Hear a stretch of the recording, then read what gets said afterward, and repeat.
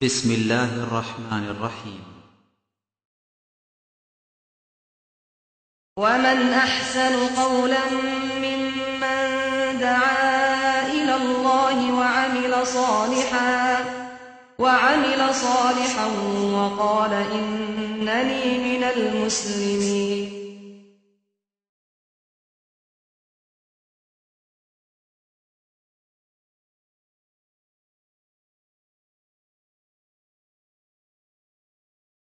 ومن يشاقق الرسول من بعد ما تبين له الهدى ويتبع غير سبيل المؤمنين نوله ما تولى ونصله جهنم وساءت مصيرا.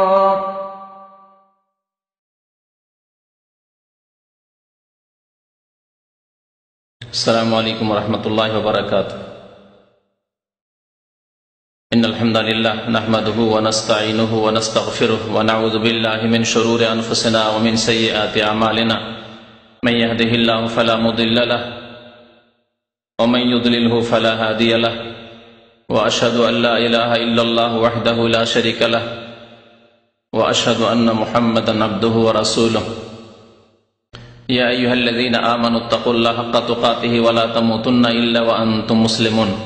يا أيها الناس اتقوا ربكم الذي خلقكم من نفس واحدة وخلق منها زوجها وبث منهما رجالا كثيرا ونساء واتقوا الله الذي تساءلون به والأرحام إن الله كان عليكم رقيبا. يا أيها الذين آمنوا اتقوا الله وقولوا قولا سديدا يصلح لكم أعمالكم ويغفر لكم ذنوبكم ومن يطع الله ورسوله فقد فاز فوزا عظيما. أما بعد فإن خير الحديث كتاب الله وخير الهدي هدي محمد صلى الله عليه وسلم وشر الأمور محدثاتها وكل محدثة بدعة وكل بدعة ضلالة وكل ضلالة في النار. أعوذ بالله من الشيطان الرجيم. بسم الله الرحمن الرحيم. ومن يشاقق الرسول من بعد ما تبين له الهدى ويتبع غير سبيل المؤمنين نوليه ما تولى ونصليه جهنم وساءت مصيرا. وقال الله تعالى في موضع آخر أم لهم شركاء شرعوا له من الدين ما لم يأذن به الله. মহান আল্লাহ সমস্ত প্রশংসা যে আল্লাহ পাক আমাদেরকে সৃষ্টি করেছেন এবং আমাদেরকে সঠিক পথ দেখিয়েছেন। সে আল্লাহরই সমস্ত প্রশংসা যে আল্লাহ পাক রব্বুল আলামিন আমাদেরকে এই উম্মতে মুহাম্মাদিয়া, যে উম্মত শ্রেষ্ঠ উম্মত, যে জাতিকে আল্লাহ পাক রব্বুল আলামিন শ্রেষ্ঠ জাতি বলে আখ্যায়িত করেছেন, সেই জাতি সেই উম্মতের অন্তর্ভুক্ত হওয়ার তৌফিক দান করেছেন। দরুদ ও সালাম নাযিল হোক আমাদের প্রিয় নবী বিশেষ নবী মুহাম্মদুর রাসূলুল্লাহ সাল্লাল্লাহু আলাইহি ওয়াসাল্লামের প্রতি, যার অনুসরণ করা, যার ইত্তেবা করা, যার আনুগত্য করা মহান আল্লাহ ফরজ করেছেন, যার আনুগত্য করাকে আল্লাহর আনুগত্য বলে আখ্যায়িত করেছেন। যে ব্যক্তি রাসূলুল্লাহ সাল্লাল্লাহু আলাইহি ওয়াসাল্লামকে মানল সেই ব্যক্তি আল্লাহকে মানল। যে ব্যক্তি রাসূলুল্লাহ সাল্লাল্লাহু আলাইহি ওয়াসাল্লামের নিয়ে আসা দ্বীনের উপর, পথের উপর চলল, সেই ব্যক্তি আল্লাহ পাক রব্বুল আলামিনকে পেতে পারে।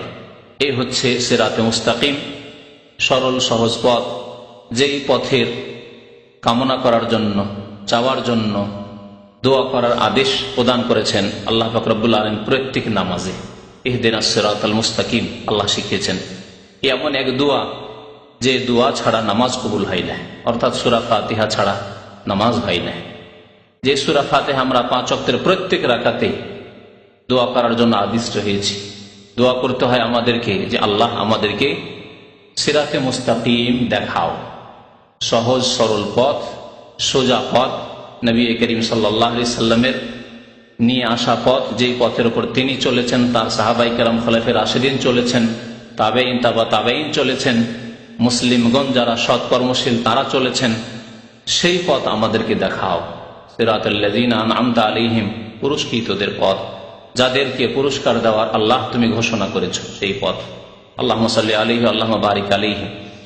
আজকে আলোচনা করব আপনাদের সামনে উপমহাদেশ ভারত, বাংলাদেশ, পাকিস্তান এসব দেশে, যেসব দেশের মানুষ আমরা, এসব দেশে প্রচলিত বিদাতগুলি সম্পর্কে, বিদাত সম্পর্কে রমজান মাসে ইফতার ক্যাম্পে কয়েকদিন বক্তব্য করা হয়েছে।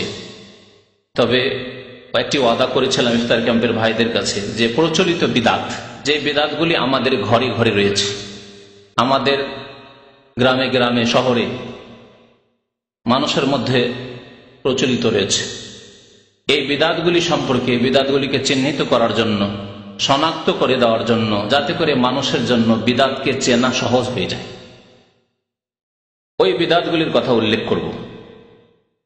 বিদাত সম্পর্কে নবী করিম সাল্লাল্লাহু আলাইহি ওয়াসাল্লাম কি বলেছেন এ সম্পর্কে যদি আলোচনা করা যায় তাহলে সেখানেই থেকে যাব। সেই আলোচনাগুলি আজকে না বাড়িয়ে শুধু ওই বিদাতগুলির কথা উল্লেখ করব, যে বিদাতগুলি আমাদের সমাজে ছড়িয়ে ছিটিয়ে আছে। কারণ যেসব ভাইরা, মুসলিমরা বিদাত করে থাকে, তারা সেই বিদাতগুলিকে বিদাত মনে করে না, সেগুলিকে ইবাদত মনে করে, অথচ সেগুলি ইবাদত নয়, বিদাত। তাহলে ইবাদত কি আর বিদাতি কি? জি, ইবাদত যা আল্লাহ পাক রব্বুল আলামিনের জন্য করা হয় এবং একমাত্র রাসূলুল্লাহ সাল্লাল্লাহু আলাইহি সাল্লামের তরিকা মোতাবেক করা হয়, রাসূলুল্লাহ সাল্লাল্লাহু আলাইহি সাল্লামের অনুসরণের ভিত্তিতে করা হয়। নবী করিম সাল্লাল্লাহু আলাইহি ওয়াসাল্লামের রাস্তা ছেড়ে এদিক ওদিক না যাওয়া হয়, নবী সাল্লাল্লাহু আলাইহি ওয়াসাল্লামের তরিকায়, আদর্শ মোতাবেক, সুন্নাত অনুসারে এবং একমাত্র আল্লাহর জন্য যেসব কাজগুলি হয় সেগুলি ইবাদত। আপনি যদি নামাজ কায়েম করেন আল্লাহর জন্য আর নবী করিম সাল্লাল্লাহু আলাইহি সাল্লামের আদর্শ সুন্নাত মোতাবেক যদি নামাজ আদায় করেন তাহলে সেটি হচ্ছে ইবাদত। এইরকম অন্যান্য ইবাদত বন্দেগীর ক্ষেত্রে, আকীদা বিশ্বাসের ক্ষেত্রে, কথার ক্ষেত্রে, কর্ম আমলের ক্ষেত্রে, যেসব আকীদা বিশ্বাস, যেসব কথা, যেসব আমল কর্ম নবী করিম সাল্লাল্লাহু আলাইহি সাল্লাম থেকে প্রমাণিত, সেসব কাজ, সেসব কথা, সেসব ইতিকাদ বিশ্বাস যদি রাখেন, বলেন আর করেন, তাহলে হবে সেগুলি সুন্নত এবং সেগুলি ইবাদত হবে। আর যদি নবী করিম সাল্লাল্লাহু আলাইহি সাল্লামের সুন্নতকে বাদ দিয়ে, তার আদর্শ রাস্তাকে বাদ দিয়ে যদি নতুন কোনো তরিকায় কোনো কথা বলেন, ধর্মের নামে, দিনের নামে কোনো আকীদা বিশ্বাস রাখেন, কোনো আমল করেন, কাজ করেন, কিন্তু সেটি নবী করিম সাল্লাল্লাহু আলাইহি সাল্লামের সুন্নতের মোতাবেক নয়, সুন্নতের অনুকূলে নয়, সুন্নতের বিপরীত, সুন্নত দ্বারা প্রমাণিত নয়, তাহলে সেগুলি বিদাত হবে। যদিও আপনি সেগুলিকে ইবাদত মনে করে, নেকি মনে করে, ভালো কাজ মনে করে আপনি আদায় করছেন। এই বিদাত, বিদাত মানুষ শুধু কাজে কর্মে করে না। আমি ইঙ্গিত করেছি আমার এই কথাগুলিতে যে বিদাত মানুষের তিনটি ক্ষেত্রে হয়ে থাকে। আকীদার ক্ষেত্রে বিদাত হয়ে থাকে, আকীদার ক্ষেত্রে মানে বিশ্বাসী বিদাত ধরা আছে। আপনার বিশ্বাসই হচ্ছে বিদাতি বিশ্বাস, ধর্মীয় বিশ্বাস, ইতিকাদ যেটাকে বলা হয় বা আকীদা বলা হয়, দ্বীনি বিশ্বাস, ধর্মীয় বিশ্বাস। ধর্মের নামে, দ্বীনের নামে আপনি বিশ্বাস করছেন, অথচ সেই বিশ্বাসগুলি নবী করিম সাল্লাল্লাহু আলাইহি সাল্লাম করেননি, তার খোলাফা রাশিদিন ওইসব কথা বিশ্বাস করেননি। সাহাবায়ে কেরাম 1,24,000 বেশি রাদিয়াল্লাহু আনহুম আজমাইন, তারা এসব বিশ্বাস আকীদা রাখতেন না, এসব কথা বিশ্বাস করতেন না। তাহলে এগুলি ইসলামিক বিশ্বাস নয়, এগুলিকে বলা হবে বিদাতি ইতিকাদ বা বিদাতি বিশ্বাস, ধর্মের নামে অন ইসলামিক বিশ্বাস, বিদাতি বিশ্বাস, বিদাতি আকীদা। তাহলে আকীদার ক্ষেত্রে, ইতিকাদের ক্ষেত্রে, বিশ্বাসের ক্ষেত্রে হচ্ছে এক ধরনের বিদাত। কয়েকটি বিদাতের কথা এই ক্ষেত্রে উল্লেখ করবো ইনশাআল্লাহ তাআলা। কথার ক্ষেত্রে, কথার দ্বারাও বিদাত হয়, কাজ নয়, কথার দ্বারা, জবানের দ্বারা আপনি বিদাত করছেন। কোনগুলি বিদাত? তাহলে যেই কথাগুলি ধর্ম মনে করে, ধর্মের নামে নবী করিম সাল্লাল্লাহু আলাইহি সাল্লাম বলেননি, তার খোলাফা রাশিদিন বলেননি, সাহাবায়ে কেরামরা সেগুলিকে উচ্চারণ করেননি, বলেননি, সেগুলি আপনি ইবাদত মনে করে, নেকি মনে করে, সওয়াব মনে করে, ধর্ম মনে করে, দ্বীন ইসলাম মনে করে আপনি বলছেন, সেগুলি হচ্ছে কথার ক্ষেত্রে বিদাত। তৃতীয় হচ্ছে আমলের ক্ষেত্রে বিদাত, কর্মের ক্ষেত্রে বিদাত, এমন কাজকর্ম যেগুলি নবী করিম সাল্লাল্লাহু আলাইহি সাল্লাম নিজে করেননি, যদি দিন হতো, ইসলাম হতো, তাহলে প্রথমে তিনি করতেন, করেননি তিনি। তার খোলাফায়ে রাশেদিন রাদিয়াল্লাহু তাআলা আনহুম আজমাইন তারা করেননি, সাহাবায়ে কেরামগণ করেননি, তাবেঈন তাবা তাবেঈন করেননি। যারা ওই তাবেঈন তাবা তাবেঈন যারা সাহাবায়ে কেরামদের অনুসরণ করেছেন, যারা খোলাফায়ে রাশেদিনের অনুসরণ করেছেন, যারা নবী করিম সাল্লাল্লাহু আলাইহি ওয়াসাল্লামের অনুসরণ করেছেন, তারা করেননি। স্বর্ণযুগ বলা হয় এই যুগগুলিকে, তারা করেননি। এমন কাজ আপনি করছেন, এমন আমল করছেন, অথচ সেগুলিকে আপনি ধর্ম মনে করছেন, দ্বীন মনে করছেন, নেকির কাজ মনে করছেন, সওয়াবের কাজ মনে করছেন, ইবাদতের কাজ মনে করছেন। এগুলি হলো কর্মের ক্ষেত্রে বিদআত। তাহলে তিন প্রকারের বিদআতের কথা শুনে রাখুন। আকীদার ক্ষেত্রে, বিশ্বাসের ক্ষেত্রে বিদআত, কথার ক্ষেত্রে বিদআত, বাচনিক বিদআত, আর আমলের ক্ষেত্রে, কর্মের ক্ষেত্রে বিদআত। বিদআত সম্পর্কে দুই একটি আয়াত আপনাদের সামনে বলি। আল্লাহ পাক রব্বুল আলামিন ইরশাদ করেছেন যে ওমান ইউশাকিকির রাসূল মিন বাদি মা তাবায়্যানা লাহুল হুদা ওয়া ইয়াত্তাবি গায়রা সাবিলিল মুমিনিন নুওয়াল্লিহি মা তাওয়াল্লা ওয়া নুসলিহি জাহান্নাম ওয়া সাআত মাসীরা। সূরা নিসার আয়াত নম্বর 115 তে মহান আল্লাহ ইরশাদ করেছেন যে যারা নবী মুহাম্মদ সাল্লাল্লাহু আলাইহি সাল্লামের কি করলো, বিরুদ্ধাচরণ করলো। ওমান ইউশাকিকির রাসূলা, আর রাসূল বলা হয়েছে অর্থাৎ বিশেষ রাসূল। কোন রাসূল? শেষ নবী মুহাম্মদ সাল্লাল্লাহু আলাইহি ওয়াসাল্লাম, যার প্রতি কোরআনুল কারীম নাযিল হয়েছে এবং জীবনের প্রত্যেকটি ক্ষেত্রে যার আনুগত্যের আদেশ প্রদান করা হয়েছে, যার দিন সারা বিশ্বের মানুষের জন্য এসেছে, যার উপর যে কিতাব নাযিল হয়েছে সারা বিশ্বের মানুষের জন্য হিদায়াত করে আল্লাহ পাক রব্বুল সেই কিতাব নাযিল করেছেন। এখানে রাসূল মানে অন্য কোন রাসূল নন, বরং শেষ রাসূল মুহাম্মদ সাল্লাল্লাহু আলাইহি ওয়াসাল্লাম। ওমান ইউশাকিকির রাসূলা, যে ব্যক্তি রাসূলুল্লাহ সাল্লাল্লাহু আলাইহি ওয়াসাল্লামের, মুহাম্মদ সাল্লাল্লাহু আলাইহি ওয়াসাল্লামের বিরুদ্ধাচরণ করলো, নাফরমানি করলো, বিরোধিতা করলো, না জেনে, না মিন বাদি মা তাবায়্যানা লাহুল হুদা, হিদায়াতের পথ, ইসলামের পথ, দ্বীনের পথ, কোরআন সুন্নাহর পথ সুস্পষ্ট হয়ে যাওয়ার পরে তার সামনে বর্ণনা করে দেওয়া হয়েছে। কোরআনে কারীমের তাফসীর মওজুদ রয়েছে, বাংলা ভাষায় কোরআন শিক্ষার ব্যবস্থা মওজুদ রয়েছে। এমন নয় যে কোরআনের অর্থই বুঝে না, বুঝার কোনো ব্যবস্থা হয়নি। কোরআন সুন্নাহর নির্ভেজাল কথাবার্তা তার কানে পৌঁছেনি এমন নয়। ভালো কোনো আলেমের সংসর্গে আসেনি যারা কোরআন এবং হাদিসের কথা বলে এমন নয়, শেখার সুযোগ সুবিধা ছিল। তাহলে পার্থক্য আছে, একজনের শেখার সুযোগ সুবিধা আছে আর একজনের শেখার সুযোগ সুবিধা নাই, দুইজনের মাঝে আল্লাহ পার্থক্য করেছেন। তারা বলছেন মিন বাদি মা তাবায়্যানা লাহুল হুদা, সঠিক পথ সুস্পষ্ট হয়ে যাওয়ার পরে। হাদিসের কিতাবের তরজমা হয়ে গেছে বুখারী শরীফের, মুসলিম শরীফের, প্রায় হাদিসের কিতাবের তরজমা হয়ে গেছে, অনুবাদ হয়ে গেছে বাংলায়। সেগুলি পড়েন না, পড়ে মকসুদুল মুমিনিন, আর কি পড়ে বেহেশতে জেওয়ার, আর ফাজাইল আমল পড়ে, আর কি পড়ে নেয়ামুল কোরআন, আর ওই জিকির ওজিফার কিতাব, জি বিভিন্ন খতমের কিতাব ইত্যাদি ইত্যাদি, এইসব পড়ে। কিন্তু আল্লাহ এবং রাসূলের কথা পড়ার মতো করে পড়ে না। মাদ্রাসায় পড়েছে, মৌলবি হয়েছে, হুজুর হয়েছে, ফারেগ হয়েছে, কওমি মাদ্রাসা থেকে, আলিয়া মাদ্রাসা থেকে কামেল টাইটেল করে, কিন্তু কোরআন হাদিস পড়েনি। ফিকার নামে মানুষের কথা, মানব রচিত মতবাদ পড়েছে, মানুষের ব্যক্তিগত মতগুলি পড়াশোনা করেছে, কোরআন এবং সুন্নাহর শিক্ষা লাভ করেনি। নামে মাত্র পড়েছে, নামকে অস্তে। আল্লাহ রসুল হাদিস শিখবো এবং তার মোতাবেক আমল করবো, তার দিকে মানুষকে আহ্বান করবো, বলবো নবী করিম সাল্লাল্লাহু আলাইহি ওয়াসাল্লামের পথ এই, নবী সাল্লাল্লাহু আলাইহি ওয়াসাল্লামের হাদিসে এই রয়েছে, এই কথা বলার জন্য নয়, আর শেখার জন্য নয়। বরকতের জন্য কিছু কিছু সামান্য পড়ে থাকে, কিছু আমলের জন্য না। আমল করতে হবে কিসের উপর? না ফিকার উপর, বুজুর্গানে দিন যা বলেছেন তার উপর। এইরকম ধ্যান ধারণা নিয়ে পড়াশোনা করেছে। এই অবস্থা কিনা অধিকাংশ মাদ্রাসাগুলির অবস্থা এরকম, সবগুলি না হইলেও। মিন বাদি মা তাবায়্যানা লাহুল হুদা, হিদায়াত স্পষ্ট হয়ে যাওয়ার ব্যবস্থা আছে, কোরআন এবং হাদিসের তরজমা হয়ে গেছে, এসব তথ্য জানার সুযোগ সুবিধা হয়ে গেছে, বাংলা ভাষায় এগুলো অনুদিত হয়ে মানুষের ঘরে ঘরে পৌঁছার ব্যবস্থা আছে, ইসলামিক লাইব্রেরিতে পাওয়া যাচ্ছে। ভালো আলেমরা তাদের সামনে সুন্নাত বিদআত কি তা বর্ণনা করে দিচ্ছেন।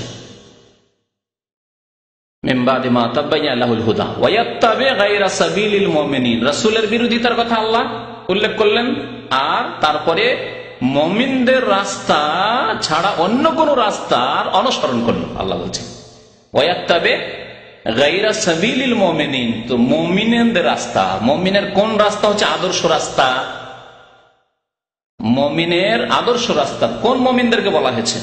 আজকালকার জামানার মুমিন মুসলিমদেরকে বলা হয়েছে সারা বিশ্বের,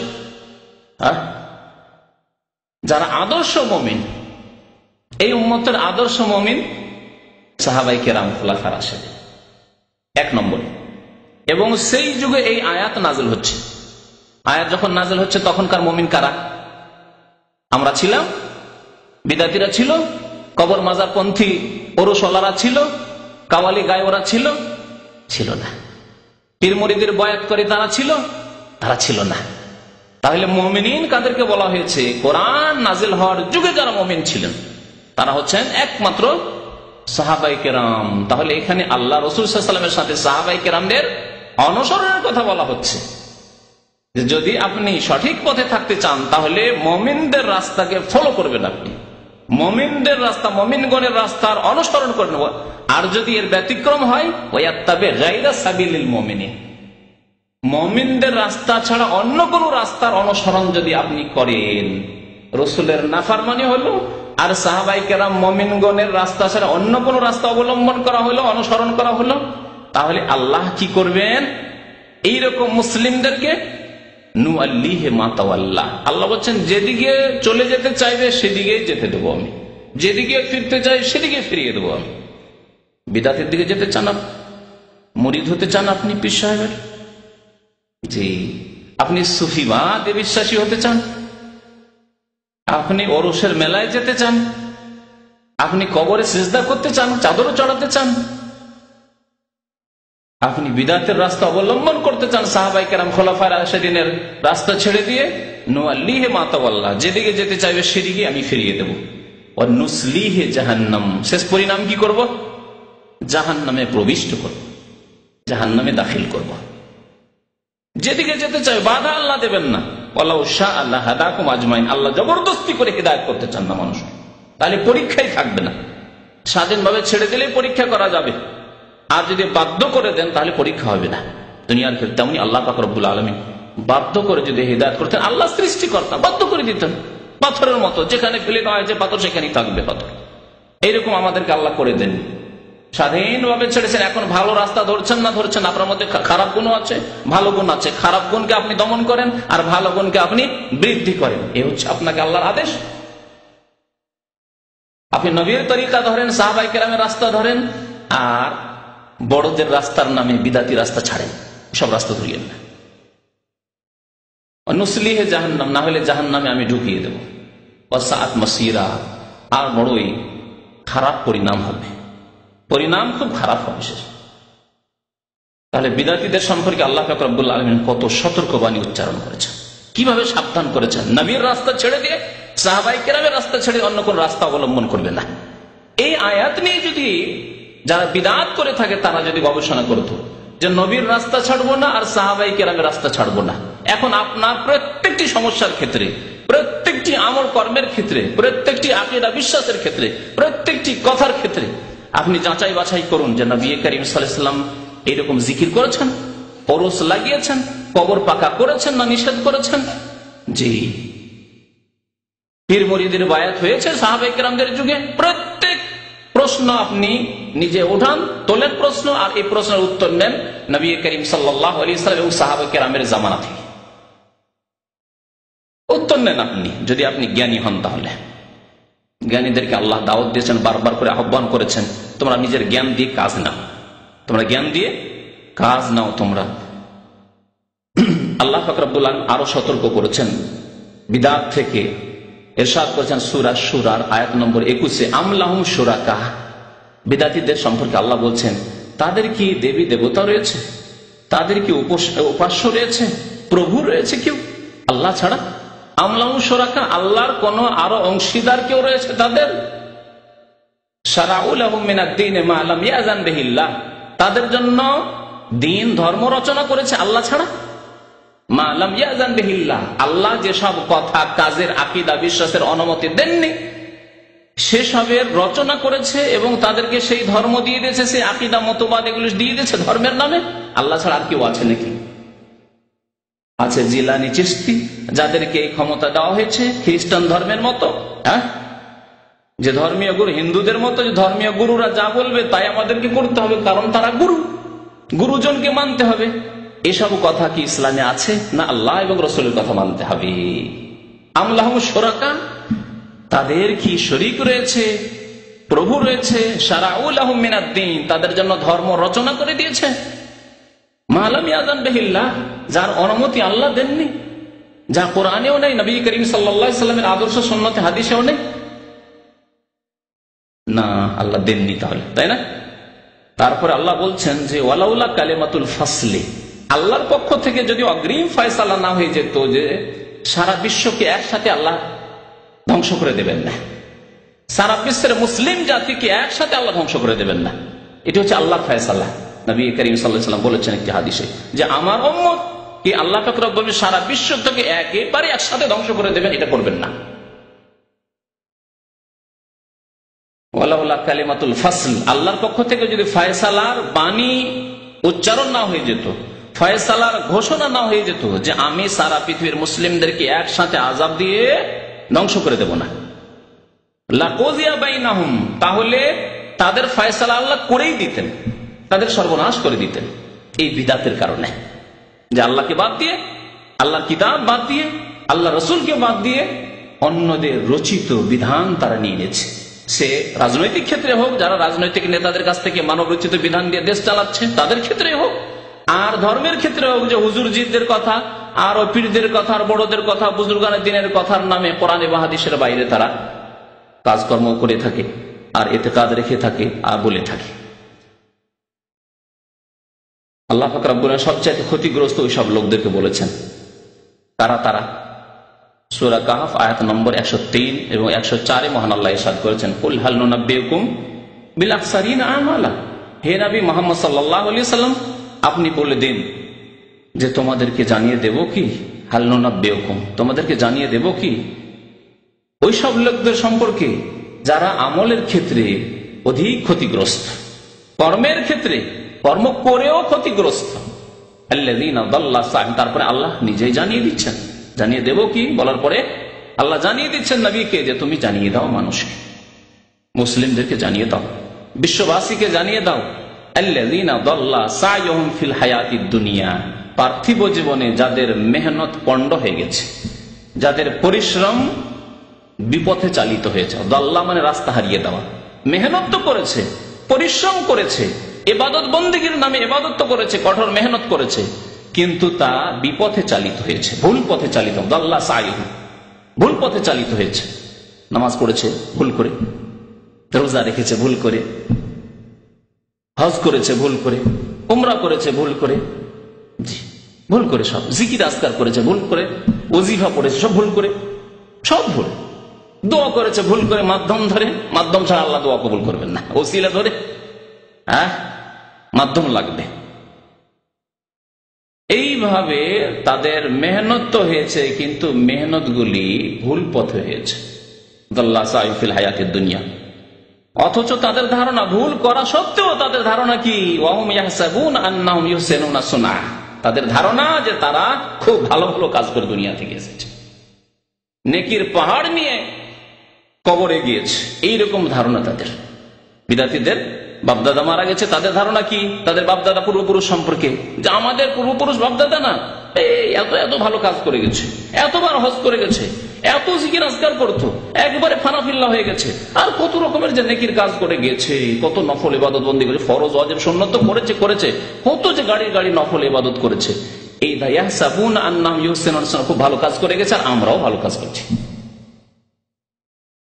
এইভাবে আল্লাহ পাক রব্বুল আলামিন বিদাত সম্পর্কে সতর্ক করেছেন।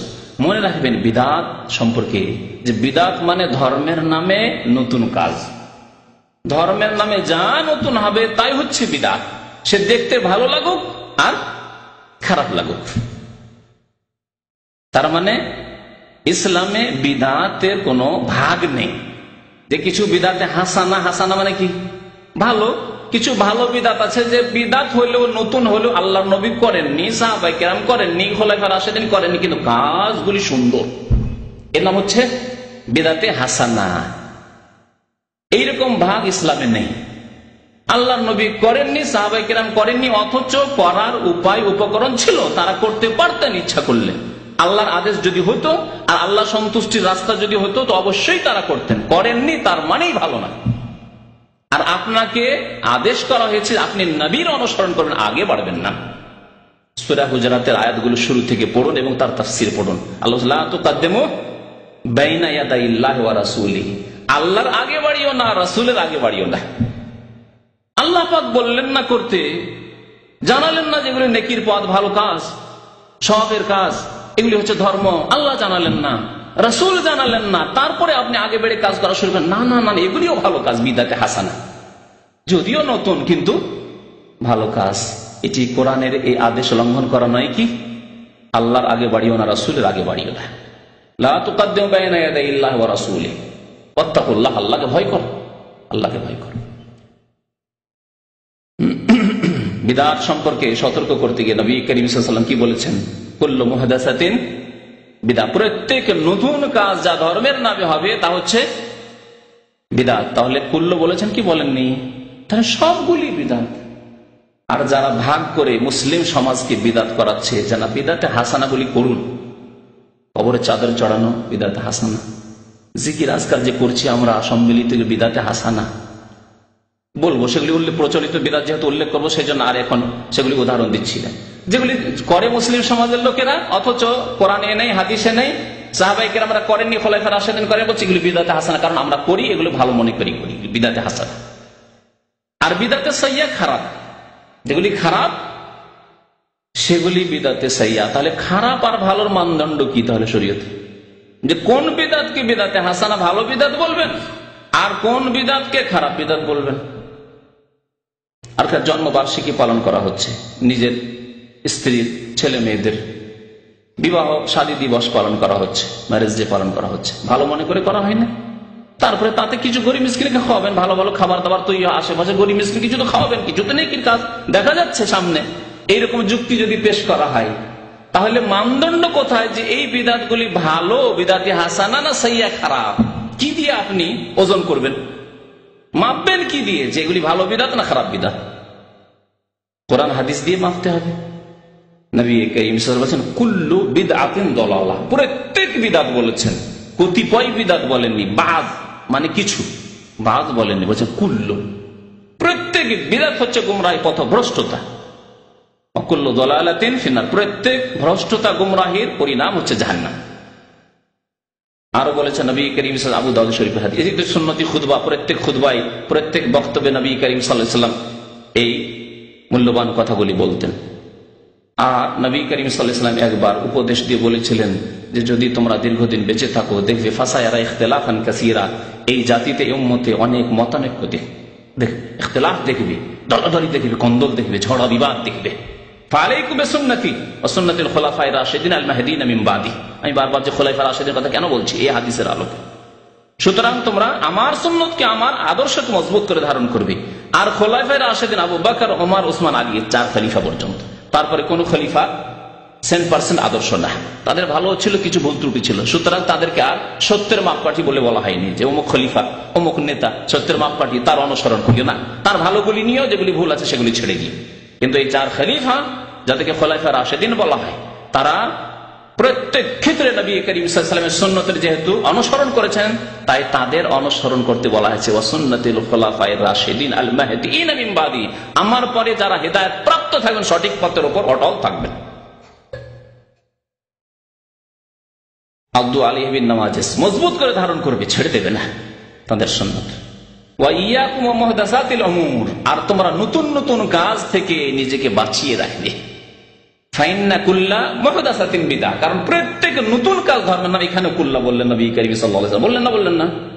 কুল্লা মুহদাসাতিন বিদআহ, প্রত্যেক নতুন কাজ হচ্ছে বিদআত। তাহলে বিদআতের ভালো মন্দের ভাগ ইসলামে নেই। যা নতুন করবে ধর্মের নামে, অথচ কোরআনে ও হাদিসে নেই, নবী করিম সাল্লাল্লাহু আলাইহি ওয়াসাল্লাম থেকে তার হাদিসই পাওয়া যায় না, হাদিসে তার খোঁজ খবরই পাওয়া যায় না, সেগুলি হচ্ছে বিদআত। এখন আসুন, ভারত, বাংলাদেশ, পাকিস্তান উপমহাদেশে যে বিদআতগুলি ছড়িয়ে আছে সে সম্পর্কে আমাদেরকে জানতে হবে, কারণ আমরা অনেকেই জানি না যে এগুলি বিদআত। আগেই বলেছি যে প্রথম কিসের বিদআত? আকীদার বিদাত বলিনি, বিশ্বাসের বিদাত। বিশ্বাসের ক্ষেত্রে মগজে বিদাত ঢুকানো আছে, আমলে নেই, কর্মে নেই, কথাই নেই, কিন্তু মগজে ঢোকা আছে। মগজে যদি কোনো বিদাত ঢোকা থাকে তো সেগুলির প্রতিফলন ঘটবে, তখন আমলে কথায় ওই রকম কথা বেরোবে, বিদাতি কথা বেরোবে, বিদাতি আমল হবে, বিদাতি কর্ম হবে। তাহলে আকীদা, বিশ্বাস হচ্ছে আসল। বিশ্বাসটিও কি হইতে হবে? বিশুদ্ধ হইতে হবে, সহি আকীদা হইতে হবে।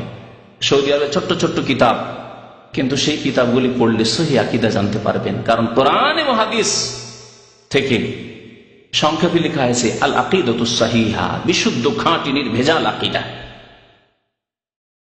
সেগুলি জানতে হবে, আর তার বিপরীতগুলি জানতে হবে, বিপরীতগুলি ছাড়ার জন্য আর সহি আকীদাগুলিকে বিশ্বাস করার জন্য। তাহলে আকীদার ক্ষেত্রে বিদআতের একটি বিদআত দিয়ে শুরু করি। প্রথম বিদআত হচ্ছে গৌস এবং কুতুব সম্পর্কে আমাদের ধারণা। উপমহাদেশের অধিকাংশ মুসলিমদের ধারণা, এটি হিন্দুদের বিশ্বাস নয়, অধিকাংশ মুসলিমদের বিদআতপন্থীদের ধারণা যে পৃথিবীতে একজন গৌস আছেন আর কুতুব আছেন, জি, যারা পৃথিবীর নিয়ন্ত্রণ করছেন, যারা পৃথিবীকে ধরে আছেন, আকাশ জমিনকে তারা ধরে আছেন, তার মানুষের রুজি রিজিককে ধরে আছেন, বিপদ আপদকে তারা দূরে সরাতে পারেন, তারপর ইচ্ছা করলে বিপদ আপদ দিয়ে সারা পৃথিবীকে ধ্বংস করে দিতে পারেন। তারা পৃথিবীর তাসাররুফকারী, নিয়ন্ত্রণকারী। তারা কোথাও আপনাদের স্টিমার জাহাজ যাচ্ছে, লঞ্চ যাচ্ছে আর ডুবতে যাচ্ছেন, তারা ইচ্ছা করলে উদ্ধার করে নিতে পারেন। জি, উড়োজাহাজ যাচ্ছে আর অ্যাক্সিডেন্ট হতে যাচ্ছে, ইচ্ছা করলে তারা নিজের তাওয়াজ্জু দিয়ে, নিজের বলে ক্ষমতায় তারা উদ্ধার করে নিতে পারেন। আবার ইচ্ছা করলে কোথাও অ্যাক্সিডেন্ট তারা করিয়ে দিতে পারেন। পৃথিবীর সবকিছু নিয়ন্ত্রণ। এমনকি হায়াত মতের, কেউ মরতে যাচ্ছে বাঁচিয়ে নিতে পারেন, আর কেউ জন্ম নিতে যাচ্ছে নাও দিতে পারেন, কারো ছেলে মেয়ে হবে নাও দিতে পারেন। এই সবগুলির ক্ষমতা গৌস এবং কুতুব রাখে। এই আকীদা হিন্দুদের আকীদার কথা বলছি না, এটি বৌদ্ধদের আকীদা নয়, এটি শিখদের আকীদা নয়। এই আকীদা হচ্ছে নামে মাত্রে মুসলিম, অথচ তারা মুশরিক, হিন্দুদের মতোই তাদের আকীদা গৌস সম্পর্কে। এই জন্য ওই শ্রেণীর মুসলিমরা বলে ইয়া গৌসুল আজম মাদাদ, কি বলে? হে মহান গৌস, উদ্ধারকারী মহান গৌস, মাদাদ, সাহায্য করুন। আর তাদের ধারণা যে আব্দুল কাদের জিলানী, বড় পীর যার নাম তারা দিয়েছে, তিনি হচ্ছেন গৌস। আর বড় বড় যারা ওলিয়া উলিয়া পীর সাহেব, তারা হচ্ছেন কুতুব। খাজা মঈনুদ্দিন চিশতি কুতুব। জি, বাংলাদেশে এরকম বহু কুতুব আছে, দেখবেন কিতাব, বিদাতের কিতাবে, যে তিনি আল্লাহর ওলি ছিলেন এবং কুতুব ছিলেন। জি, কুতুব আরবি ভাষা, ওর মানে জানেন গৌস মানে উদ্ধারকারী। কোন জীবিত মানুষ তো উদ্ধার করতে পারে না, পারে? এতটুকু পারে যে তার সামনে কোন একটি ঘটনা ঘটছে, আর তারপর হয়তো যদি 10 জন একসাথে ডুবে মারা যাচ্ছে, 1-2 জনকে উদ্ধার করে সবাইকে উদ্ধার করতে পারবে? আর তবু তার মেহনত পরিশ্রম দিয়ে কোন বলে উদ্ধার করতে পারবে? উঠে আসো, ডুবতে কেন যাচ্ছ? পারবে জীবিত মানুষ? তাহলে জীবিত মানুষই যদি একটি জাহাজ ডুবতে যায় বা একটা কোনো দুর্ঘটনা হতে যায়, উদ্ধার করতে পারছে না, তাহলে মৃত ব্যক্তি জিলানী, চিশতি, শাহজালাল, আট্টসি, ভান্ডারী আর ওই ফুরফুরা আর অমুক আর তমুক যত পীরগুলি রয়েছে, এরাই হলো ওলিয়া উলিয়া আমাদের সমাজের।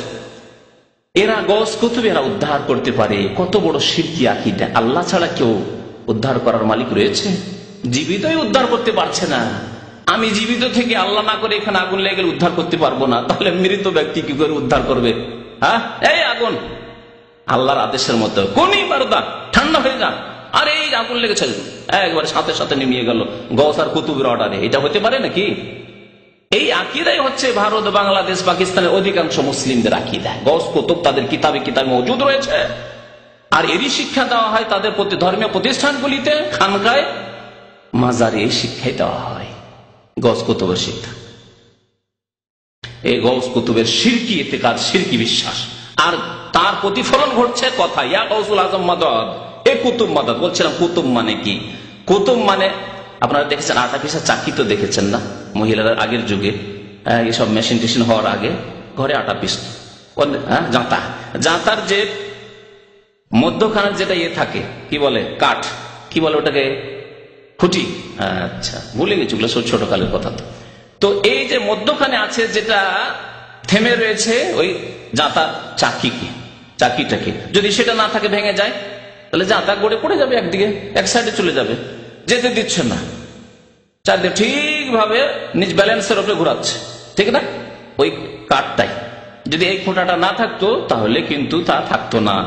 তাহলে কুতুব পৃথিবীকে, যে পৃথিবীকে ধ্বংস হওয়া থেকে, পৃথিবীর সর্বনাশ থেকে, পৃথিবী হালাক হয়ে যাওয়া থেকে আর মানুষের হেফাজত ইত্যাদি সবকিছুকে নিয়ন্ত্রণ করে রয়েছে, নিয়ন্ত্রণ করে রয়েছে সমুদ্রকে, মহাসাগরকে, নিয়ন্ত্রণ করেছে আসমান এবং জমিনকে।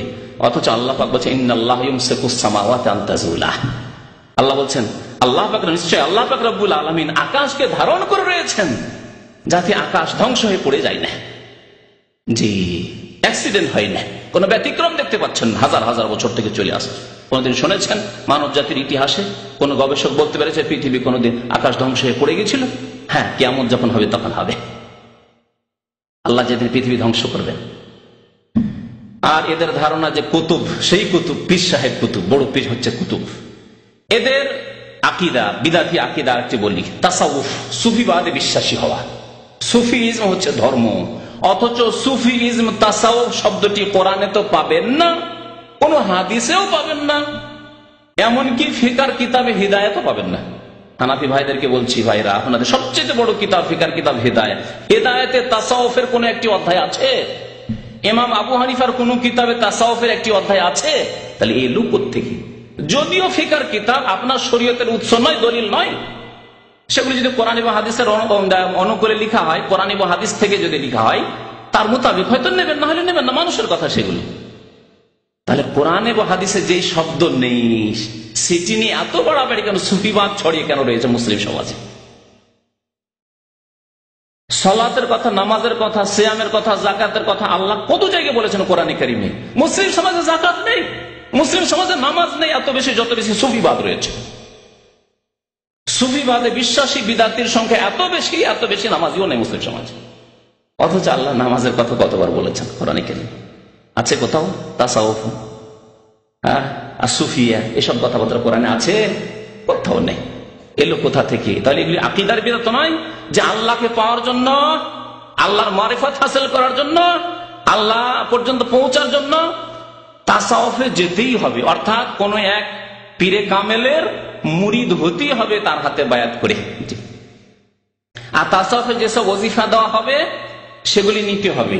আর এগুলির বিভিন্ন তরিকা রয়েছে, সেই তরিকার কোন একটি তরিকা বা একাধিক তরিকায় বয়াত নিতে হয়। চিশতি হইতে হবে, না হয় মুজাদ্দিদি হইতে হবে, সাহারওয়ার্দী হইতে হবে, নকশবন্দি হইতে হবে, কাদেরি হইতে হবে।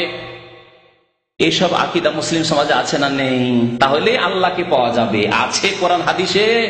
কোথাও একটি হাদিস পারবেন দেখাতে যে নকশবন্দি আছে, চিশতি আছে? আরে চ তো আরবি ভাষাতে নেই, তো কোত্থেকে হবে? কোরআন হাদিস তো আরবি ভাষায় আছে। চিশতি চ আছে আরবি ভাষায়, আলিফ থেকে ইয়া পর্যন্ত বাচ্চাদেরকে তো আলিফ বা তা সা পড়াচ্ছেন, কোথাও আছে? চ নেই কোথাও। কোত্থেকে এলো সব? তাহলে বোঝা গেল যে চ আছে কোন ভাষায়? ফার্সি ভাষায় আছে। পারস্য দেশ থেকে এই বাতিল ধর্ম গিয়েছে ভারত উপমহাদেশে। এই সুফিবাদের ধর্ম ভারত থেকে কিছু নেওয়া হয়েছে, আর পারস্য দেশ থেকে গেছে ইন্দোনেশিয়ার, আর যাওয়ার পরে তৈরি হয়েছে খিচুড়ি পাক হয়েছে গিয়ে ভারত উপমহাদেশ। খিচুড়ির মাল মেটেরিয়াল যা লাগে, ডাল চাল লাগে, তা গিয়েছে ইরান থেকে, আর যাওয়ার পরে তৈরি হয়েছে ভারতে খিচুড়ি, সুফিবাদের খিচুড়ি। আর পীর মুরিদের ব্যবসা শুরু হয়েছে ভারত বাংলাদেশে। তারপরে বিভিন্ন তরিকায়, তারপরে এর উপরে বয়াত নেওয়া। যতই বড় আলেম হয়ে যান না কেন, এইসব কথাবার্তা লেখা হচ্ছে, তাদের বই বের করে করে যখন শোনাবো আশ্চর্য হয়ে যাবেন। যতই বড় আলেম হয়ে যান না কেন, শরীয়তের মাদ্রাসার আলেম, আর যতই বড় দক্ষ হয়ে যান না কেন, পীরে কামেলের মুরিদ হতেই হবে। জি, চরমনাইয়ের কিতাব আমার টেবিলে রয়েছে, তাতে এই কথা বলা হচ্ছে বড় আলেম, কিন্তু যতক্ষণ পর্যন্ত পীরের মুরিদ না হলো ততক্ষণ সে কামেল হতে পারবে না, ততক্ষণ সে কামেল হতে পারবে না। কি ব্যবসা চলছে, পেটের ব্যবসা, বিনা পুঁজির ব্যবসা। আমাদের দেশের সুন্নতের অনুসারী ওলামারা বলেছেন যে এই ভারত উপমহাদেশের বিনা পুঁজি, টাকা পয়সা ইনভেস্ট করতে হয় না, বিনা পুঁজির ব্যবসা হচ্ছে পীর মুরিদের ব্যবসা।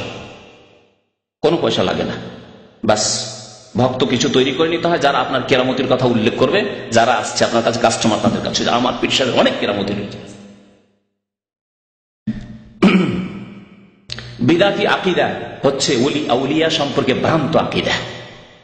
ওলি আউলিয়া সম্পর্কে ইসলামের আকিদা কি আর ভ্রান্ত আকিদা কি? ইসলামের আকিদা হচ্ছে যে কোনো মানুষের জন্য বেলায়াতের পথ, ওলি হওয়ার রাস্তা উন্মুক্ত রয়েছে, খোলা আছে। আপনাদের প্রত্যেকে আল্লাহর ওলি হতে পারে। ডোমের ছেলে, মেথরের ছেলে, শূদ্রর ছেলে, যে কোনো মানুষ কালেমা লা ইলাহা ইল্লাল্লাহ মুহাম্মাদুর রাসূলুল্লাহ অন্তর থেকে বিশ্বাস করে পড়ে নেওয়ার পর আল্লাহর ওলি হয়ে যেতে পারে। ওমর ফারুক রাদিয়াল্লাহু তাআলা যিনি নবীকে খুন করার জন্য আসছিলেন, তিনি যদি আল্লাহর দ্বিতীয় বড় ওলি এই উম্মতের হয়ে যেতে পারেন, তাহলে আপনি আমি আমার জন্য রাস্তা খোলা নেই? আপনার জন্য রাস্তা খোলা নেই? ডোম মেথরের জন্য রাস্তা খোলা নেই? রাস্তা খোলা আছে। এ হচ্ছে ইসলাম। আল্লাহ বলছেন দুইটি গুণের দ্বারা তুমি ওলি হইতে পারো, আল্লাহর বন্ধু হইতে পারো, আল্লাহর দোস্ত হইতে পারো। আলা ইন্না আউলিয়া আল্লাহ লা খাউফুন আলাইহিম ওয়া লা হুম ইয়াহজানুন। জেনে রেখো যে আল্লাহর যারা বন্ধু তাদের কোনো ভয় নেই। আল্লাহ বলছেন লা খাউফুন আলাইহিম, কোনো ভয় নেই, ওয়া লা হুম ইয়াহজানুন, আর তাদের কোনো চিন্তাও নেই। তারা চিন্তিতও হবে না দুনিয়াতে না আখিরাতে। সবসময় তাদের শান্তি, মনের শান্তি। মনের শান্তি রয়েছে। মনের শান্তি টাকা পয়সা আসে না। মনের শান্তি ভালো চাকরি করলে আসে না। মনের শান্তি শুধু ভালো নারী পেলে আসে না, আর গাড়ি পেলে আসে না, ধন দৌলত দিয়ে দুনিয়ার এসব ভোগ বিলাসের বস্তু দিয়ে আসে না। লা খাউফুন আলাইহিম ওয়া লা হুম ইয়াহজানুন। আর বিশেষ করে চিরকালে যে জীবন, আখিরাতের জীবন রয়েছে, সেখানে তাদের না কোনো ভয় রয়েছে আর না তারা চিন্তিত হবে। কারা তারা? আল্লাহ বলছেন দুইটি গুণ, আল্লাযীনা আমানু ওয়া কানু ইয়াত্তাকুন। যে ব্যক্তি সত্যি ইমানদার হয়ে যেতে পারবে, মুমিন হয়ে যেতে পারবে, ইমানের যে ব্যাখ্যা রয়েছে সেই ব্যাখ্যা জেনে তার বাস্তবায়ন যারা করতে পারবে, সত্যিকার ইমান এবং ইমানের পরিপন্থী বিপরীত যতগুলি জিনিস রয়েছে সেগুলি থেকে যতক্ষণ মুক্ত হতে পারবে, মুক্ত না হলে ওলি হতে পারবে না। ইমানের দাবিও করে, নামাজ রোজাও করে, আর তার সাথে শিরক বিদআত করে, তাবিজ ঝুলানো, তাবিজ তো লিখে লিখে দেয়, তাহলে কি ওলি হতে পারবে? কারণ ইমানের বিপরীত বস্তু মজুদ রয়েছে তার মধ্যে, সুতরাং সে ওলি হতে পারবে না। আল্লাযীনা আমানু, প্রথম গুণ হচ্ছে ইমানদার হইতে হবে, পজিটিভের সাথে এবং নেগেটিভের সাথে। ইতিবাচক হইতে হবে মুমিন, আর নেতিবাচক মুমিন হইতে হবে। ওয়া কানু ইয়াত্তাকুন, এবং দ্বিতীয় গুণ হচ্ছে আল্লাহ ভীরু হইতে হবে, আল্লাহর ভয় হইতে হবে। আল্লাহর ভয় যে কোনো জায়গায় যেখানে আল্লাহ থামতে বলেছেন চট করে আপনি থেমে যাবেন, স্টপ। যেখানে আল্লাহ রসুল থামতে বলেছেন সেখানে থেমে যাবেন আপনি, আল্লাহর ভয়। আল্লাহ রসুল কেন?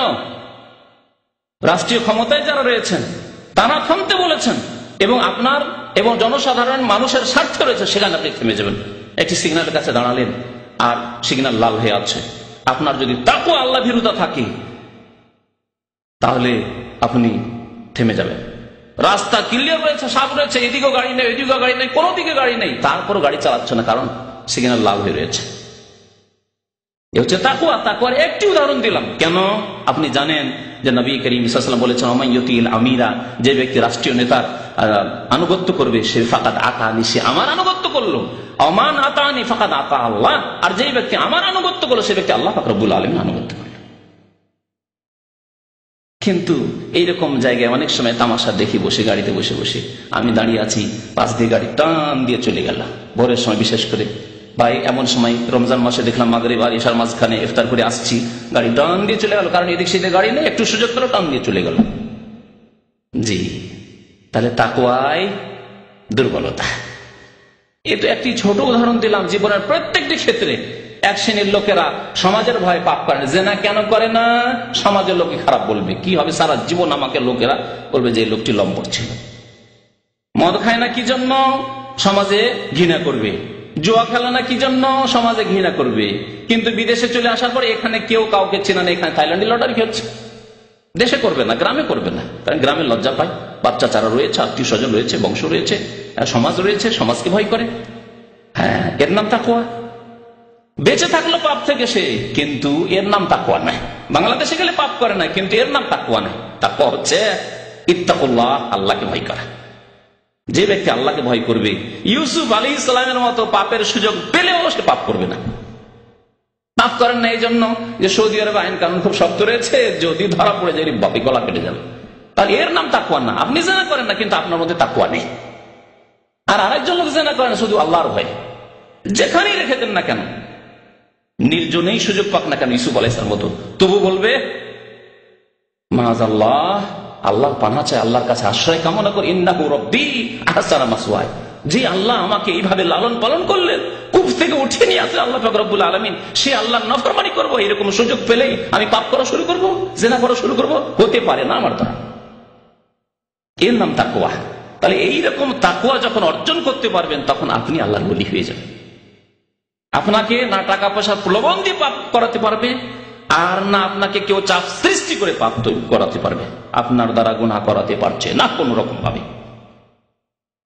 তখন আপনি আল্লাহর ওলি। আল্লাযীনা আমানু ওয়া কানু ইয়াত্তাকুন। এইরকম মুসলিম মুমিন হইতে হবে, তাহলে মুমিনের পরে আপনি আল্লাহর ওলি। মুসলিম হওয়ার সাথে আপনি আল্লাহর ওলি হয়ে যাবেন। এটি তো বললাম শরীয়তের ওলি, ইসলামের ওলি। আর বিদাতীদের আল্লাহর ওলি যার সম্পর্কে শুধু কিতাবে লেখা আছে যে তার অনেক কেরামতি ছিল, তিনি জায়নামাজ বিছিয়ে দিয়ে গঙ্গা পার হয়ে গেছেন, পদ্মা পার হয়ে গেছেন, যমুনা পার হয়ে গেছেন, সমুদ্র পার হয়ে গেছেন, তারপরে বাতাসে উঠতে পারতেন, আর তিনি বিভিন্ন রকম কেরামত দেখাইতে পারতেন। মুরিদদেরকে যখন তখন মিষ্টি রসগোল্লা খাওয়াইতে পারতেন। একেবারে কোনো বাজারে যায়নি, হাটে যায়নি, হঠাৎ করে রসগোল্লা এসে হাজির। হ্যাঁ, এইসব জাদুর ভেলকিবাজি করতে পারতেন, আর এগুলির নাম কেরামত। ওরাই আল্লাহর ওলি। যিনি আসছে, ভক্তরা আসছে, দূর দূরান্ত থেকে আসছে পীর সাহেবের কাছে, আর পীর আসার সাথে সাথে বলে দিল যে হ্যাঁ আপনি পাবনা থেকে আসছেন তো, ঢাকার পীর দেওয়ানবাগি, হ্যাঁ, বা অন্য কোন পীর, যে কোনো পীরের কথা, সব পীরই হচ্ছে ভণ্ড। ইসলামে আমাদের কাছে হক্কানি পীর আর ভণ্ড পীর দুই ভাগ নেই। যেমন বিদাতের দুই ভাগ নেই, তেমন পীরতন্ত্রের দুই ভাগ নেই। ভালো করে মনে রাখবেন। আর শুধু আমাদের কাছে না, কোরআন এবং হাদিসের কথা বলছি, আল্লাহর কসম করে বলছি, কোরআন এবং হাদিসে হক্কানি পীর আর সত্য পীর আর মিথ্যা পীর, হক্কানি পীর আর ভণ্ড পীরের এই ভাগ কোথাও নেই ইসলামে। ভালো করে শুনে রাখুন। আর আল্লাহর কাছে কাল কিয়ামতে জবাবদিহি করতে হবে। এরপরেও যদি বলে না হক্কানি পীরও আছে বাংলাদেশে, এক শ্রেণী আলেমরা নিজের দুনিয়ার ব্যবসা চালানোর জন্য বলছেন না না, আমরা সব পীরের কেন বিরোধী হব, হক্কানি পীর আছে, দুনিয়াতে আছে। কোথা থেকে আছে? যেটা ইসলামে নেই সেটা আছে কোথায় হবে? পীরতন্ত্র ইসলামে নেই, তাসাউফ নেই, এই পীর মুরিদির ব্যবসা নেই, তাহলে হক্কানি পীর কর্তৃক হয়ে গেল। আপনাকে মাসলা মাসাইল জানতে হবে, ইসলামিক সমস্যার সমাধান নিতে হবে। আল্লাহ বলছেন কোন আলেমকে জিজ্ঞাসা করে নাও। দাম্মাম আছেন, দাম্মামে ভালো আলেমকে জিজ্ঞেস করুন। রিয়াজ আছে, রিয়াজে ভালো আলেমকে জিজ্ঞেস করুন। বাংলাদেশে আছে, বাংলাদেশে ভালো আলেমকে জিজ্ঞেস করুন। আমেরিকা, ইউরোপ চলে যাবেন, সেখানে ভালো আলেম খোঁজ করুন। যার সাথে যেখানে যোগাযোগ সম্ভব হচ্ছে, ফাসআলু আহলা যিকরি ইন কুনতুম লা তা'লামুন। না জানা থাকলে যাদের কাছে জ্ঞান রয়েছে দিনের, তাদেরকে জিজ্ঞাসা করে নাও। কিন্তু একজন আপনার আধ্যাত্মিক রুহানি আপনার থাকবে, পীর থাকবে, আর তার অন্ধ অনুসরণ করতে হবে, মাঝে মাঝে জিয়ারত করতে হবে, তার জন্য উপঢৌকন হাদিয়া তোফা পাঠাইতে হবে, নজর নিয়াজ পাঠাইতে হবে, এসব ইসলামে নেই। এগুলি হচ্ছে বিদআত, এগুলি হচ্ছে গুমরাহির কারণ। তো ওলি আউলিয়া সম্পর্কে যে ভ্রান্ত ধারণা, তারপরে তারাই ওলি হতে পারে, অন্য কেউ ওলি হতে পারে না। যতই আল্লাহর নেক বান্দা হোক না কেন, যতই নফল ইবাদত বন্দেগী করুক না কেন, ওলি হতে পারবে না। সৌদি আরবে ওলি খুঁজে পাবেন না আপনি। ভারত বাংলাদেশের বিদাতীদের ধারণায় সৌদি আরবে কোন ওলি নেই, কারণ এরা ভেলকিবাজি ও কেরামতির নামে, ভণ্ডামি, জাদু ওসব দেখাতে পারে না। জি, তারা জিনকে প্রস্তুত করে রেখেছে। খোঁজ খবর দাও তো কোত্থেকে এসছে, জিন ছড়িয়ে ছিটিয়ে রয়েছে। দ্রুত বেগে এসে খবর দিচ্ছে, হ্যাঁ আপনার কাছে এই পাবনা থেকে আসছে পীর সাহেব, অমুক লোক আসছে, অমুক গ্রামে বাড়ি, সব ডিটেলস আছে। এ তো জিনের ব্যবহার, জিনকে বশে করা, এক ভেলকিবাজি জিনের দ্বারা। দুই নম্বর, তাদের কিছু চেলারা রয়েছে, তাদেরকে তৈরি করেছে। প্রথমে দেখা সাক্ষাৎ আগে আপনার আসার সময় করে নিয়েছে, আর ওখানে কথাবার্তা হচ্ছে, আর এদিকে ভিতরে আওয়াজ পৌঁছার ব্যবস্থা রাখা হয়েছে। ওই যে বাইরে কথাগুলি হচ্ছে, ভিতরে পীর সাহেব যে খানকাতে বসে আছে তার কাছে আওয়াজগুলি পৌঁছিচ্ছে। যেমনই আপনাকে সাক্ষাতের সময় দেওয়া হচ্ছে, তখন পীর সাহেবের কাছে আওয়াজগুলি পৌঁছাচ্ছে, কথা পৌঁছাচ্ছে। আচ্ছা, আপনি পাবনা থেকে আসছেন, আপনার নাম তরিকুল ইসলাম, সব বলছে। আপনি তো হতমবারে বাপরে বাপ, আমি তো শুনেছিলাম যে পীর সাহেব বড় পীর, যেমন তেমন বড় পীর নাই, তো সবচেয়ে বড় পীর বাংলাদেশে। সুবহানাল্লাহ।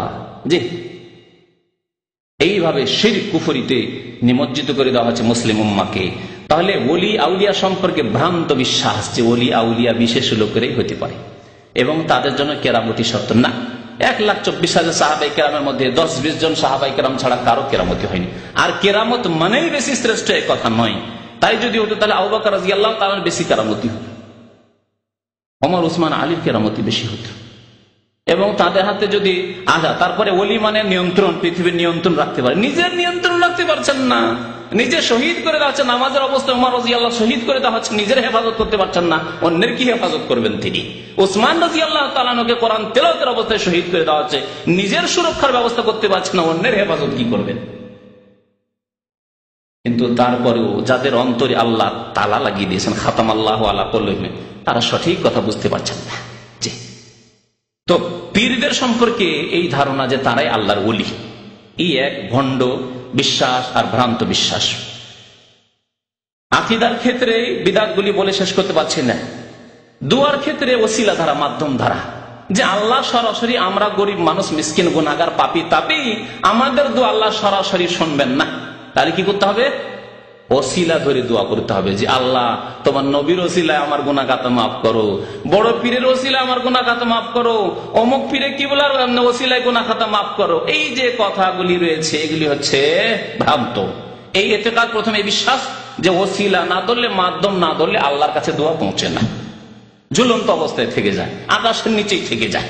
আর মাধ্যম ধরলে, যাদেরকে ধরলাম, যাদের ওসিলার কথা বললাম, যাদের রেফারেন্স দিলাম, বরাত দিলাম, তারা পৌঁছে দিবে দোয়াগুলি। এই ভ্রান্ত শিরকি আকীদা, আল্লাহর মাঝে এবং বান্দার মাঝে মাধ্যম সাব্যস্ত করা হচ্ছে শিরকি আকীদা। এগুলি হচ্ছে বিদআতি আকীদা। নবীদেরকে এবং সৎ কর্মশীলদের, সৎ লোকদেরকে, শহীদদেরকে ওসিলা মনে করা। 5 নম্বরের ইতিকাদ বিশ্বাসের ক্ষেত্রে ভ্রান্ত আকীদা হচ্ছে স্বপ্নকে বিশ্বাস করা। স্বপ্নকে বিশ্বাস করা, স্বপ্নের প্রতি বিশ্বাস এবং তার মোতাবেক আমল করা, কাজকর্ম করা। আজকাল মুসলিম সমাজে কিছু ধর্মীয় কিতাব পাবেন স্বপ্নে ভরা, শুধু স্বপ্নের ধর্ম। অমুক ব্যক্তি অমুক ওলিকে দেখলেন, আল্লাহ নবীকে দেখলেন, আল্লাহ নবীকে কেমন করে বুঝলেন আল্লাহ নবী? আপনি দেখেছেন আল্লাহ নবী? তাহলে শয়তান তো ধোঁকা দিতে পারে আপনাকে। সাহাবী যদি দেখতেন আল্লাহ নবীকে, তার কথা হ্যাঁ, সাহাবী দিনে দেখছেন আল্লাহ নবীকে আর রাত্রে স্বপ্নে দেখছেন, তাহলে তিনি অবশ্যই দেখছেন, কারণ নবী করিম সাল্লাল্লাহু আলাইহি ওয়াসাল্লামের রূপ ধারণ শয়তান করতে পারবে না, এটি সহিহ হাদিস। তাদের শুধু নবীর ক্ষেত্রে না, ওলিয়া উলিয়ার ক্ষেত্রে অমুক ওলি, অমুক হুজুর আসলেন, অমুক পীরে কিবলা আসলেন, আসার পরে বললেন যে তোমরা এরকম ঝগড়া বিবাদ করছো, এগুলি করা ঠিক নয়। শুধু স্বপ্নে নয়, জাগ্রত অবস্থায় নাকি চলে আসে ওলিয়া উলিয়ারা, জাগ্রত অবস্থায় চলে আসে মুরিদানের কাছে তাদের সমস্যার সমাধান করার জন্য। অথচ নবী করিম সাল্লাল্লাহু আলাইহি ওয়াসাল্লাম সাইয়্যিদুল মুরসালিন, সৃষ্টির সেরা, তিনি হাসান হোসেন রাদিয়াল্লাহু তাআলা আনহু, তাদের যখন সমস্যা হলো অন্যদের সাথে, তখন সমস্যার সমাধানের জন্য আসার তৌফিক পেলেন না আল্লাহর পক্ষ থেকে। বুঝতে পারছেন কেমন শিরকি ইতিকাদ বিশ্বাস আছে? স্বপ্ন সম্পর্কে এরকম ভ্রান্ত ধারণা যে স্বপ্নে ওলিয়া উলিয়াকে দেখা যায় এবং ওলিয়া উলিয়া আমাদের সমস্যার সমাধান করেন, আমাদেরকে সৎ পরামর্শ দিতে আসেন, আমাদেরকে গাইড করে থাকেন কি করতে হবে না করতে হবে, কি সিদ্ধান্ত নিতে হবে না নিতে হবে, আর সেগুলির প্রতি বিশ্বাস করা হচ্ছে ভ্রান্ত বিদআতি আকীদা যা আমাদের সমাজে রয়েছে। আকীদা বিশ্বাসের ক্ষেত্রে আরেকটি বিদআত হচ্ছে দ্বীনকে দুনিয়া থেকে আলাদা করে দেওয়া, পৃথক করে দেওয়া, ধর্মকে রাজনীতি থেকে আলাদা করে দেওয়া, এই এক বিদআত রয়েছে। আর এই বিদআত সারা মুসলিম বিশ্বে ছড়িয়ে রয়েছে। এই সৌদি আরবে যেখানে কোরআন সুন্নাহর আইন আলহামদুলিল্লাহ বাস্তবায়িত হচ্ছে, এই দেশ ছাড়া সারা পৃথিবীর প্রত্যেকটি দেশে ধর্ম আলাদা, রাজনীতি আলাদা। রাজনীতি করবে তো মার্ক্সের রাজনীতি করো, আর না হলেও জাতীয়তাবাদের রাজনীতি করো, না হয় ওই পুঁজিবাদীদের রাজনীতি করো, আর না হলে অন্যর করো। এসব মানব রচিত বিধানের রাজনীতি, এইসব রাজনীতি চলছে তাদের। গণতন্ত্রের রাজনীতি, গণতন্ত্র কে দিল? পশ্চিমারা দিল। গণতন্ত্রের রাজনীতি করো, রাজনীতি আলাদা আর ধর্ম আলাদা। ধর্ম হচ্ছে নামাজ রোজা হজ যাকাতের নাম, আর রাজনীতি করবেন, আপনি পার্লামেন্টে আসবেন আর আপনি রাষ্ট্রপতি হবেন, প্রধানমন্ত্রী হবেন, তার জন্য ইলেকশন করতে হবে, আর তার জন্য এই হবে সেই হবে, তার জন্য এইরকম সিস্টেম আছে, সাংগঠনিক সিস্টেম আছে যেগুলি শরীয়তে নেই, কিচ্ছু নেই, আর এই হতে হবে। আর যদি রাজনৈতিক ক্যাডাররা বলে দেয় যে আজকে ধর্মঘাট করতে হবে, ধর্মঘাট করতে হবে, ভাঙচুর করতে হবে, ভাঙচুর করতে হবে, এই বিরোধীদেরকে মারতে হবে, হাত পা ভাঙতে হবে, ভাঙতে হবে। ধর্ম আলাদা, রাজনীতি। রাজনীতির ক্ষেত্রে হালাল হারামের কিছু নেই।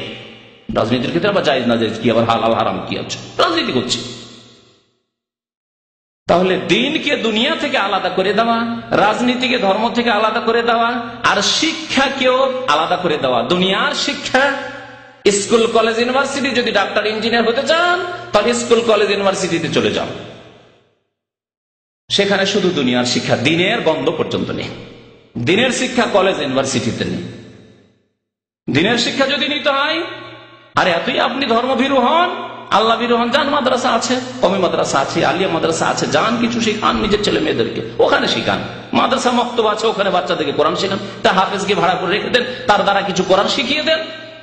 এই ধর্মকে আলাদা করে দেওয়া হয়েছে যে দুনিয়া থেকে, দিনী শিক্ষাকে দুনিয়ার শিক্ষা থেকে আলাদা করে দেওয়া হয়েছে। নবী করিম সাল্লাল্লাহু আলাইহি ওয়াসাল্লাম, সাহাবায়ে কেরাম, খোলাফায়ে রাশেদিন, তারপরে যুগ যুগ ধরে মুসলিম উম্মতের খোলাফায়ে রাশেদিনরা, বাবা অন্যান্য খোলাফারাও আজ পর্যন্ত এই সৌদি আরবে, আলহামদুলিল্লাহ, সৌদি আরবের সিলেবাস সম্পর্কে যাদের জ্ঞান আছে, সৌদি আরবে দুই শিক্ষা আলাদা করা হয়নি। যে মাদ্রাসা মানে ধর্মীয় প্রতিষ্ঠান শুধু, আর স্কুল মানে সেখানে শুধু জিওগ্রাফি শিখো আর ম্যাথমেটিক্স শিখো, আর সেখানে সায়েন্স টেকনোলজি শিখো, আর সেখানে ইসলাম সম্পর্কে কিছু জানতে পারবে না, ইমানের পিলার জানতে পারলে না, ইসলামের পিলার জানতে পারলে না, নামাজ কেমন করে পড়া হয় তা জানতে পারলে না।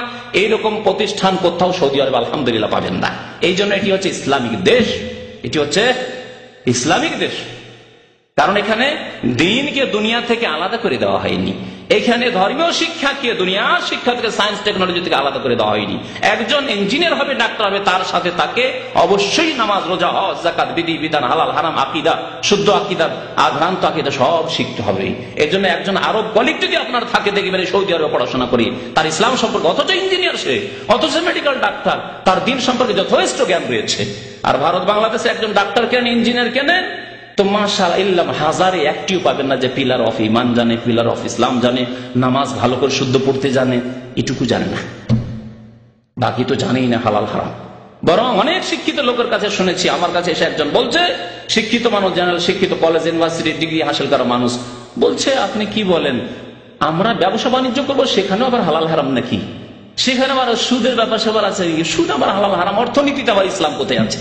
তাহলে কি শিক্ষা দেওয়া হয়েছে কলেজ ইউনিভার্সিটিতে, ভারত, বাংলাদেশ, পাকিস্তানে, যে অর্থনীতির ক্ষেত্রে হালাল হারাম আবার কি, ধর্ম কি, ধর্ম আলাদা আর অর্থনীতি আলাদা, রাষ্ট্রনীতি আলাদা, সমাজনীতি আলাদা, ওসব নীতি আলাদা আর ধর্ম আলাদা। ধর্মের সম্পর্ক মসজিদের সাথে। এই হচ্ছে একটি চরম বড় বিদআত, যাতে বিপর্যয় নিয়ে এসছে মুসলিম উম্মতের, ধ্বংস করেছে মুসলিম জাতিকে। মুসলিম জাতি নাস্তিক হতে লেগেছে, মুসলিম জাতি সেকুলার ধর্ম নিরপেক্ষতায় বিশ্বাসী হয়ে গেছে। ধর্ম নিরপেক্ষতা এরই নাম যে ধর্মের মধ্যে রাজনীতি ঢুকাবে না, রাজনীতিতে ধর্ম নিয়ে আসবে না, দিনের মধ্যে দুনিয়া ঢুকাবে না, স্কুল কলেজ ইউনিভার্সিটিতে ইসলামিক শিক্ষা চলবে না, না তো মূল্যবাদী হয়ে যাবে, সেকুলারিজম এর না। এই হচ্ছে এক চরম বিদআত। আকীদার ক্ষেত্রে এই 6টি বিদআত আপনাদের সামনে উল্লেখ করলাম। সময় শেষ হতে যাচ্ছে, কথার ক্ষেত্রে কিছু বিদআতের কথা বলি। কথার ক্ষেত্রে বিদআত, যখন আকীদায় মানুষের মন মগজে বিদআত ঢুকে থাকে, তখন কথা কি বেরোবে? সুন্নতি কথা বেরোবে, নবীর কথা বেরোবে, সাহাবায়ে কেরামের কথা বেরোবে, ওই বিদআতি কথাই বেরোবে, ওই শিরকি কথাই বেরোবে। কথার ক্ষেত্রে বিদআত, আল্লাহ ছাড়া অন্যের কাছে ফরিয়াদ করা। হে খাজা বাবা মাদাদ, খাজা বাবার নাম হচ্ছে গরিব নামাজ, জানেন? খাজা মঈনুদ্দিন চিশতির উপাধি হচ্ছে গরিব নামাজ, মানে গরিব দরিদ্রের দাতা। গরিব দরিদ্রের দাতা কে বলুন তো দেখি? আল্লাহ বলছেন আনতুমুল ফুকারাউ ইলাল্লাহ, হে বিশ্বের মানুষ, তোমরা আল্লাহর সামনে তোমরা দরিদ্র, অভাবী। আর এই সুফিবাদ আমাদেরকে শিখালো, এই বিদআতি আকীদা আমাদেরকে শিখালো যে তোমরা উচ্চারণ করো খাজা বাবা মঈনুদ্দিন চিশতি গরিব নামাজ, ইয়া আব্দুল কাদের জিলানী গৌসুল আজম শাইয়ান লিল্লাহ, আল্লাহর রাস্তায় আপনি কিছু আমাকে দেন। এগুলি শিরকি কুফরি কথা শিখালো এই ভ্রান্ত আকীদা। আল্লাহ ছাড়া অন্যের পানা চাওয়া, বালা মুসিবতে পড়লে পীর কিবলাকে ডাক দেওয়া, জি, জিনকে ডাকা, আল্লাহ ছাড়া অন্যকে ডাকা। হিন্দুরা দেবী দেবতাকে ডাকে, আর মুসলিমরা পীর বাবাকে, পীর কিবলাকে ডাকে। ইয়া আলী বলে ডাকে না, ইয়া হুসেন বলে ডাকে না, জি, ইয়া গৌস বলে ডাকে, জি, বড় বড় পীরের নাম ধরে তারা ডাকে। তাদের কাছে ওরা বড় পীর এবং তারা উদ্ধার করতে পারে। তাদের কথা বললাম যে এরা গৌস, কুতুব, আবদাল ইত্যাদি তাদের উপাধি রয়েছে। কথার ক্ষেত্রে আরেকটি বিদআত হচ্ছে জিকির আজকারের ক্ষেত্রে বিদআত।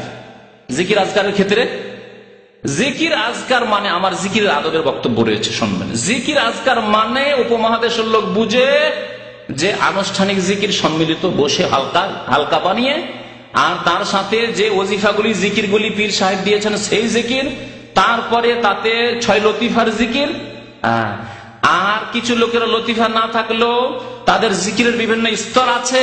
আপনি একেবারে নিচু স্তরের মুসলমান, সুতরাং পূর্ণাঙ্গ কলেমার জিকির লা ইলাহা ইল্লাল্লাহ পুরা জিকির। আর আপনি একটু অ্যাডভান্স উন্নত মুসলমান, আপনি জিকির করে কিছু উন্নতি করেছেন, পীরের মুরিদ বেশ কিছুদিন ধরে হয়ে আছেন আর উন্নতি করেছেন, কিছু বেশ ওয়াজিফা জিকির হয়ে গেছে, তাহলে ইল্লাল্লাহ ইল্লাল্লাহ ইল্লাল্লাহ ইল্লাল্লাহ। আরো কিছু উন্নতি করেছেন, আল্লাহু আল্লাহু আল্লাহু আল্লাহ। আরো কিছু উন্নতি যখন করে নিয়েছেন, এখন ফানা হয়ে গেছেন, ফানা ফিল্লা হয়ে গেছেন, একেবারে বিলীন হয়ে গেছেন আল্লাহ, হু হু হু হু হু, এই জিকির। এগুলি হচ্ছে মুসলিমদের জিকির, এগুলি হচ্ছে বিদাতি কথা আর এই বিদাতি ইবাদত। এসব হচ্ছে সুফিবাদের জিকির আজকার। এছাড়া বহু তাদের জিকির আজকার, বিদাতি জিকির আজকার রয়েছে, যেগুলি বলার এখানে সময় নেই। বিদাতি ওজিফা, জিকিরের পরে বিদাতি ওজিফা, কথার বিদাত হচ্ছে বিদাতি ওজিফা। ওজিফা আহাদ নামা, আমাদের দেশে আহাদ নামার কি ফজিলত, আহাদ নামা শুনেছেন না? আমাদের দেশে ওজিফার কিন্তু আহাদ নামা পাবেন। আর পাবেন দুয়ায়ে গঞ্জুল আরশ, দুয়ায়ে গঞ্জুল আরশ, গঞ্জুল গাব, গাব আরবিতে আছে, গাব নেই, গঞ্জুল আরশ গাব দিয়ে লেখা আছে। তাহলে বোঝা গেল এটাও করতে গিয়েছে, ওই পারস্য দেশ থেকে গিয়েছে। আর খতমে ইউনুস, ইউনুস আলাইহিস সালামের দোয়া কোরআনে কারিমে আছে, কিন্তু এত হাজারবার বা এত শতবার আর একেবারে চোখ বন্ধ করে অন্ধকার ঘরে পড়তে হবে বিভিন্ন ফর্মালিটিতে, তরিকাতে, এগুলি হচ্ছে সব বিদাতি জিকির আজকার, বিদাতি ওজিফা। বালা মুসিবত আসলে খতমে ইউনুস শুরু করে। কোন বালা মুসিবত, স্বামী জেলে চলে গেছেন, অসুস্থ হয়ে গেছে, কেউ হাসপাতালে আছে, সবাই মিলে ওই দানা নিয়ে, কি ডাল নিয়ে, বুট নিয়ে বসে, বাংলাদেশে বুট নিয়ে বসে, বুট যে বিভিন্ন রকমের বিচি নিয়ে বসে, ওই সব নিয়ে খতমে ইউনুস করে, খতমে ইউনুস, এগুলি সব বিদাত। এছাড়া বহু জিকির আজকার রয়েছে, বিদাতি জিকির রয়েছে, যেগুলি বলার এখানে সময় নেই। বিদাতের ক্ষেত্রে আরেকটি কথার বিদাত হচ্ছে দুরুদের বিদাত। দুরুদ ইসলামে আছে, আর প্রত্যেক নামাজে দরুদ না পড়লে নামাজ হয় না, এটি হচ্ছে আমাদের এতেকাদ, বিশ্বাস। দরুদ পড়া হচ্ছে নামাজের রকম, পিলার। যদি কেউ 14টির মধ্যে একটি, যদি কেউ আল্লাহুম্মা সাল্লি আলা মুহাম্মাদ আল্লাহুম্মা বারিক আলা মুহাম্মাদ ইন্নাকা হামিদুম মাজিদ পর্যন্ত না পড়ে, তাহলে তার নামাজ হয় না। আল্লাহ উত্তম অবস্থায়, নামাজের অবস্থা সবচেয়ে শ্রেষ্ঠ অবস্থা মানুষের ইবাদতের অবস্থা, সেই সময় যদি আল্লাহর নবীর উপর দরুদ সালাম পেশ না, আসসালামু আলাইকা আইয়ুহান নবী ওয়া রাহমাতুল্লাহি ওয়া বারাকাতুহু, আত্তাহিয়াত যদি না পড়েন তাশাহুদ, তাহলে নামাজ হয় না। এই হচ্ছে আমাদের ইতিকাদ। পক্ষান্তরে ওই বিদাতপন্থীদের আলেমদের কথা শোনাচ্ছি, তাদের নিকটে দরুদ পড়া, আত্তাহিয়াত পড়া ওয়াজিব নয়, ফরজ নয়, রুকুন তো নয়, না পড়লেও হয়, তত একটু বসে গেলেই নামাজ হয়ে যায়।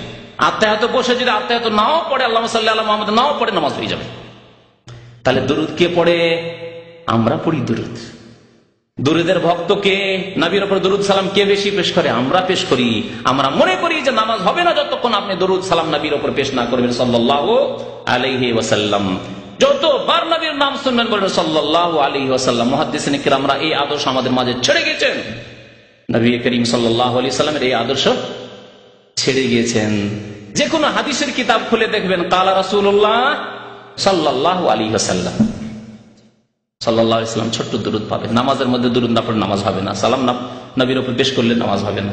আর এই সম্মিলিত দরুদ, ইয়া নবী সালাম আলাইকার দরুদ, আর ওই চা খাওয়া দরুদ, জালসা ওয়াজ মাহফিলের বাংলাদেশের, ভারতে আল্লাহুম্মা সাল্লি আলা সাইয়্যিদিনা মাওলানা মুহাম্মদ ওয়া আলা আলি সাইয়্যিদিনা মাওলানা মুহাম্মদ। আর যে সুর দিয়ে টান দিল, বিদাতীদের সুর, সেই জন্য সুর দিলাম না, দেওয়ার দরকারও নেই। আর এই যে শুরু আল্লাহুম্মা শুরু করিয়ে দিল, তারপরে চা খাচ্ছে না দুধ খাচ্ছে। আমাদের তো কিছুই দেন না, আপনারা ঘন্টা ঘন্টা বলিয়ে নিচ্ছেন। চা দুধ রাখা আছে, মাশাআল্লাহ, চা দুধ খাচ্ছে, আল্লাহুম্মা দিয়ে দিল। আর লোকেরা একেবারে ঝুঁকে ঝুঁকে পড়তে আছে, আর এদিকে ওর চা পানি খাওয়া হচ্ছে, একটু রেস্ট করা হচ্ছে, তারপরে কিছু চিন্তা করতে হবে, আর কি বলবো তাও চিন্তাও করা হচ্ছে, কারণ আমরা তো বক্তা ভালো করে বুঝি। তো চিন্তা করা হলে চিন্তা করার সুযোগ আছে। আরে বলতে আছে, না পানি না চা না চিন্তা করার সময় কোনো সময়ই দেন না আপনারা।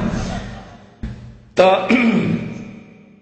এই দরুদ সালামের বিদাত, বিদাতি তরিকায় দরুদ সালাম। ওয়াজ মাহফিলের দরুদ আলাদা, আর মিলাদ মাহফিলের দরুদ আলাদা। জি, জুমার দিনের জুমার নামাজের পরে দরুদ আলাদা। আবার আজানের মধ্যে আসসালাতু ওয়াসসালামু আলাইকা ইয়া রাসূলুল্লাহ আজকাল শুরু হয়েছে বিভিন্ন মসজিদে, ভারত বাংলাদেশে পড়ে না, আসসালাতু ওয়াসসালামু আলাইকা ইয়া রাসূলুল্লাহ, আসসালাতু ওয়াসসালামু আলাইকা ইয়া নবী আল্লাহ, আসসালাতু ওয়াসসালামু আলাইকা ইয়া খায়রা খালকিল্লাহ। এগুলো নতুন শুরু করেছে, যা কানে মাঝে মাঝে দেশে গেলে শুনতে পাওয়া যায় বিদাতীদের মসজিদ থেকে। কথার বিদাত হচ্ছে কোরআন এবং হাদিসের বিকৃতি। বিদাতীরা সমস্ত বিদাতকে সাব্যস্ত করার জন্য কোরআন এবং হাদিসের অর্থের বিকৃতি ঘটায়, শব্দের বিকৃতি ঘটাতে পারে না, কারণ আল্লাহ সুরক্ষিত করেছেন কোরআন এবং হাদিসকে তাদের এই জালেম হাত থেকে। কিন্তু তারা অর্থের বিকৃতি করে, অর্থের বিকৃতি করে। এর বিভিন্ন উদাহরণ রয়েছে, সময় তো অল্প, না হলে এগুলোর উদাহরণ দেওয়া যেতে পারে, তবে বিভিন্ন আলোচনা ইনশাআল্লাহ তাআলা এই উদাহরণগুলি দেওয়া হবে। কোরআন আয়াতের বিকৃতি করে। আল্লাহ নবীর জীবদ্দশায় আল্লাহ পাক রব্বুল বলছেন যে ওয়ালাউ আন্নাহুম ইযযালামু আনফুসাহুম, যখন কেউ জুলম অত্যাচার করবে, গুনাহ করবে, পাপের কাজ করবে, জাউকা, আর যদি আপনার কাছে আসে ফাস্তাগফিরুল্লাহ ওয়াস্তাগফার লাহুমুর রাসূল, আর তারা যদি আল্লাহর কাছে মার্জনা কামনা করে আর রাসূলও তাদের জন্য যদি মার্জনা কামনা করে, লাওয়াজাদুল্লাহ তাওয়াবুর রহিম, তাহলে আল্লাহ পাক রব্বুল আলামিন তাদের তওবা কবুল করবেন এবং আল্লাহ তাদের গুনাহ খাতা মাফ করবেন, দয়া করবেন।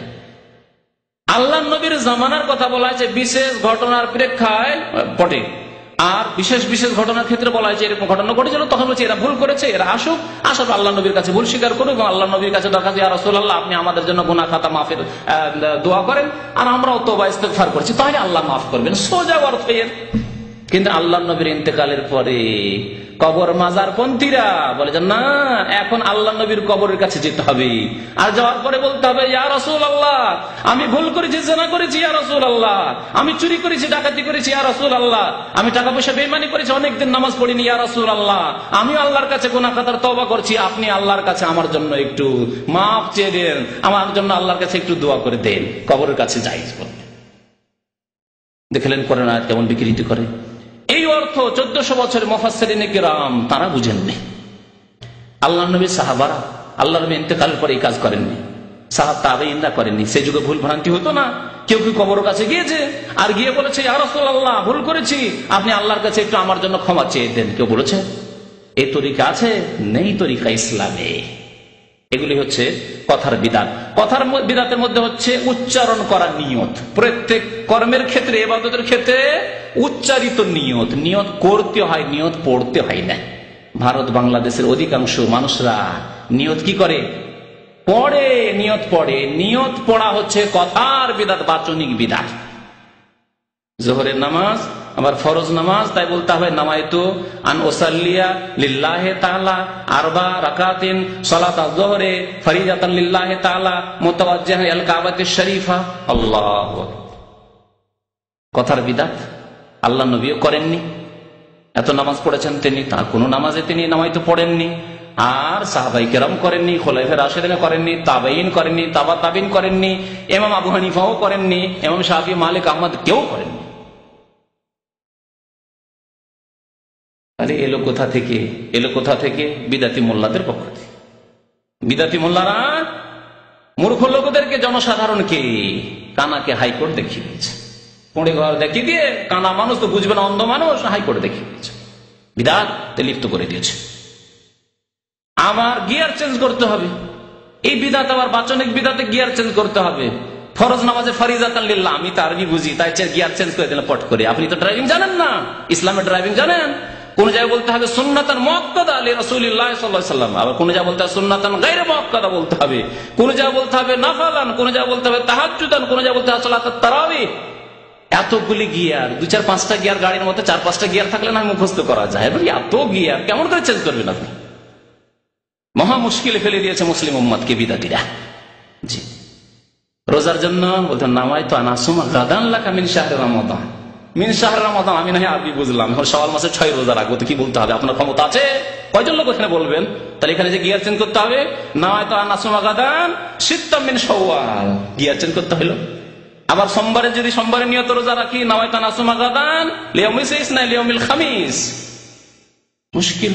তারপর যদি কাজা হয়, কাজা অনেকের বাকি আছে, মহিলা মা বোনদের বাকি আছে, অনেকের রোজা বাকি আছে, বা পুরুষ লোকদের বাকি থাকতে পারে। নামাইতু আন আসুমা গাদান কাযান লি শাহরি রমাদান, মা বোনরা কি করে, বাঙালি মা বোনরা, উর্দু ভাষীরা, কেরালা ভাষীরা কি করে বলবে? এই গিয়ার চেঞ্জ করবে কি করে? মুশকিল। কত বিপদে ফেলেছে মুসলিম জাতিকে বিদাতিরা। কথার বিদাত দেখছেন, কথার বিদাত। হজ করলে আল্লাহুম্মা ইন্নী নাওয়াইতুল হাজ্জা ওয়াল উমরাতা ফায়াসসিরহু লি ওয়া তাকাব্বালহু মিন্নী, সব কি করে বলবে? আছে কোথায় ইসলামে? আছে? নেই, কোথাও নেই। এগুলো বিদাত। আমলের ক্ষেত্রে বিদাত, কয়েকটি বিদাত উল্লেখ করি। আমলের ক্ষেত্রে বিদাত হচ্ছে কবর পাকা করা। কবর পাকা না করলে কবরে সেজদা হতো না। কাঁচা কবরে সেজদা কোনোদিন হয় না, আর হবে না। কবর পাকা করা নবী করিম সাল্লাল্লাহু আলাইহি ওয়াসাল্লাম হারাম করেছেন, নিষেধ করেছেন। নাহা রাসূলুল্লাহ ইউজাসসাসাল কবর, কবর পাকা করতে নিষেধ করেছেন নবী করিম সাল্লাল্লাহু আলাইহি ওয়াসাল্লাম। জি, নবীর বিরোধিতা করে ওমাইয়াশাকিকের রাসূল আগে শুরুতে আয়াত পাঠ করেছে, নবীর বিরোধিতা যারা করলো তারা কোথায় যাবে? নুসলিহে জাহান্নামে, জাহান্নামে যাবে। কবর পাকা যারা করেছে, করিয়েছে, এর পেছনে যারা ইন্ধন জুগিয়েছে, নুসলিহে জাহান্নাম সাআত মাসির, আল্লাহ পাক রব্বুল আলামিন বলেছেন।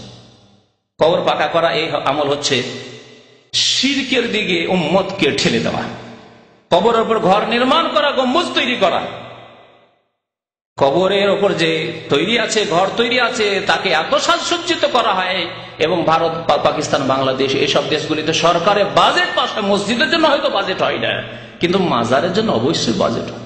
মসজিদ ভেঙে দিতে পারে, কিন্তু কোন স্টেশনে, বাস স্ট্যান্ডে, কোন জায়গায় যদি মাজার পড়ে যায় পাকা কবর, তা ভাঙা চলবে না, তা ভাঙা যাবে না। কারণ জনসাধারণের কাছে ভোট নিতে হবে, আর জনসাধারণ সব কবর পূজারী, মুশরিক, সুতরাং তাদের মনকে জয় করতে হবে। আর মসজিদে তো নামাজ পড়ে, মসজিদ ভেঙে দিল, এমনকি 2-4 দিন কিছু লোকেরা অসন্তুষ্ট থাকবে, আর এরা ভোট না দিলেই বা কি হবে? কারণ এদের সংখ্যা কম, নামাজীদের সংখ্যা কম, আর কবর পূজারীদের সংখ্যা সবচেয়ে বেশি, কবর ভক্ত, পীর ভক্তদের সংখ্যা সবচেয়ে বেশি। দেখেছেন এরকম স্টেশনে, ভারতে পর্যন্ত বিশাল স্টেশনে, রেল লাইনের মধ্যে মাজার একেবারে বড় হেফাজতের সাথে হিন্দু সরকারও রেখেছে, অমুসলিমরাও রেখেছে। কারণ জানে যে মুসলিমদের সেন্টিমেন্ট এটা লাগবে। মসজিদ ভেঙে দিলে তারা এত একতা নিয়ে আসতে পারবে না। যদি তাদের মাজার ভেঙে দিয়ে রে বাপ রে বাপ, তারা কিয়ামত করবে, আমাদের অবস্থা খারাপ করে দেবে। কারণ এরা কবর ভক্ত, মসজিদ ভক্ত না, এরা আল্লাহ ভক্ত না, এরা মাজার ভক্ত। তারপরে কবরের উপর চাদর চড়ানো, সব কর্মের বিদাত।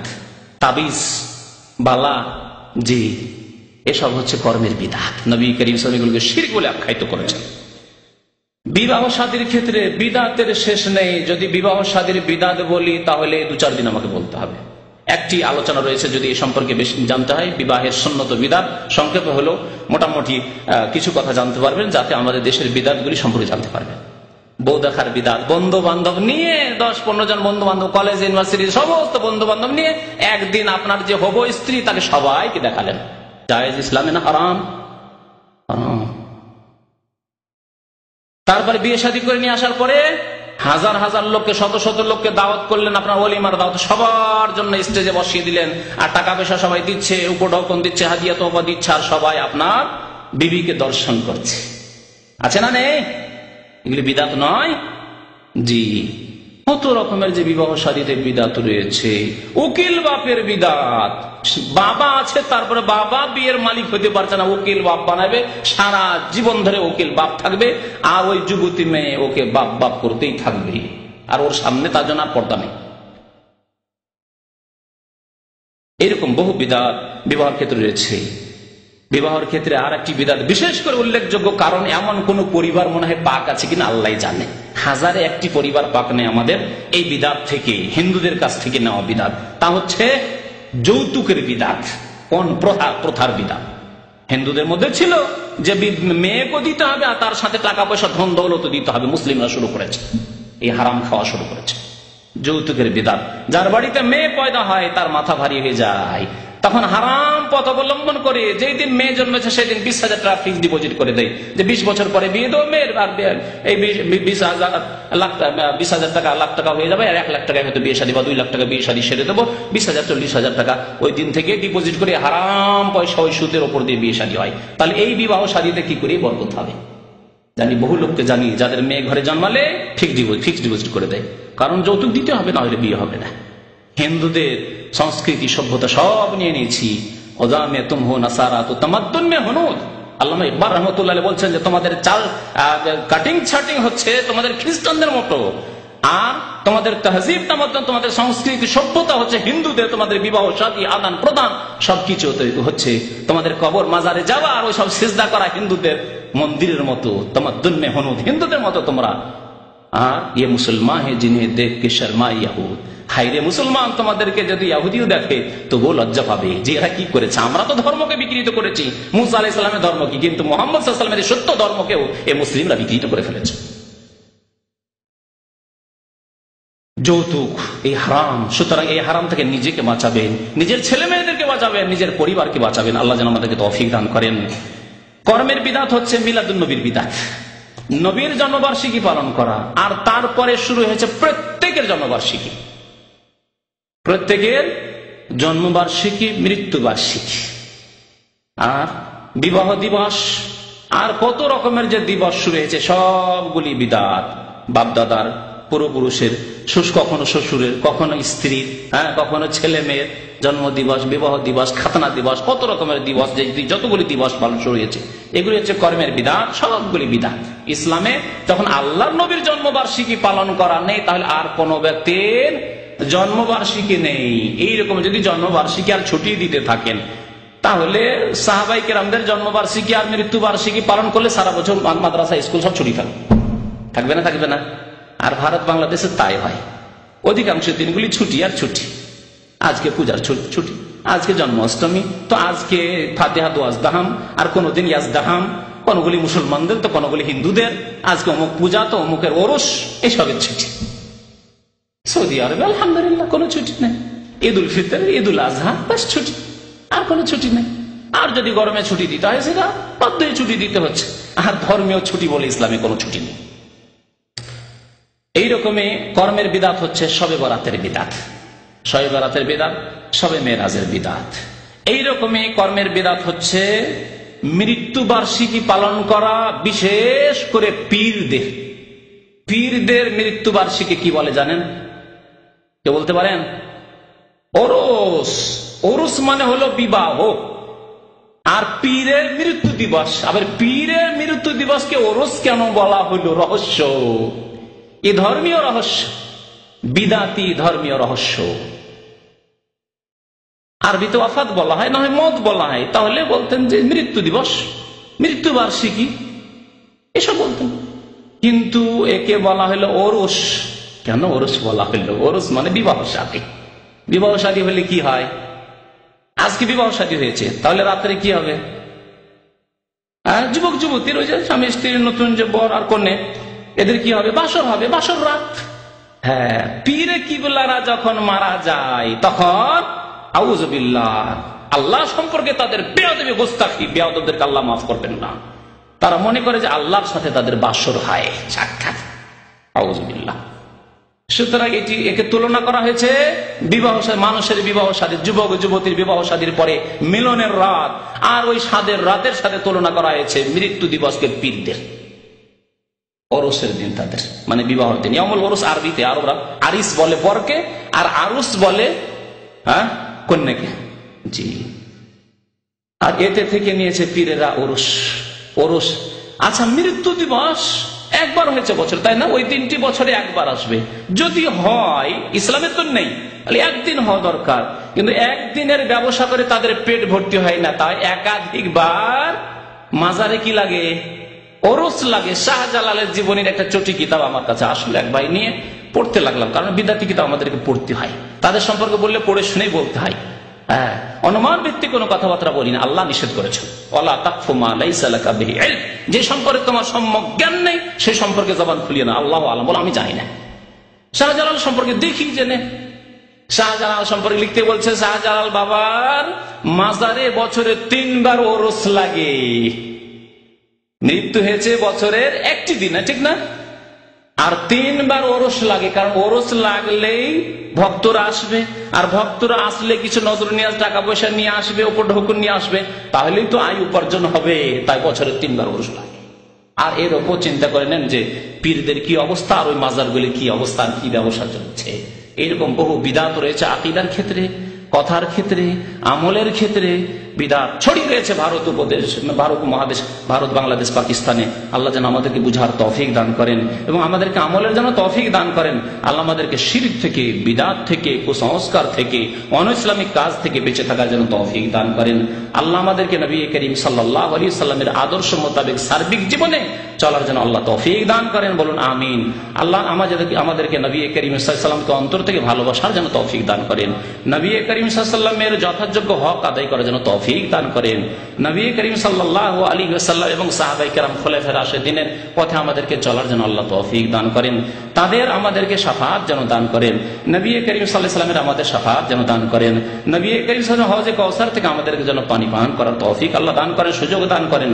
আল্লাহ আমাদেরকে নবীর সাথে যারা দুনিয়াতেও রাখেন, নবীর সাথে যেন আখিরাতেও রাখেন। নবী সাল্লাল্লাহু আলাইহি ওয়াসাল্লামের সাথে আমাদেরকে জান্নাতে যেন আমাদেরকে আল্লাহ পাক জায়গা দেন। আমিন ইয়া রাব্বাল আলামিন। রব্বানা তাকাব্বাল মিন্না ইন্নাকা আনতাস সামিউল আলিম ওয়া সাল্লাল্লাহু আলা নাবিয়িনা মুহাম্মদ ওয়া আলা আলিহি ওয়া সাহবিহি আজমাইন।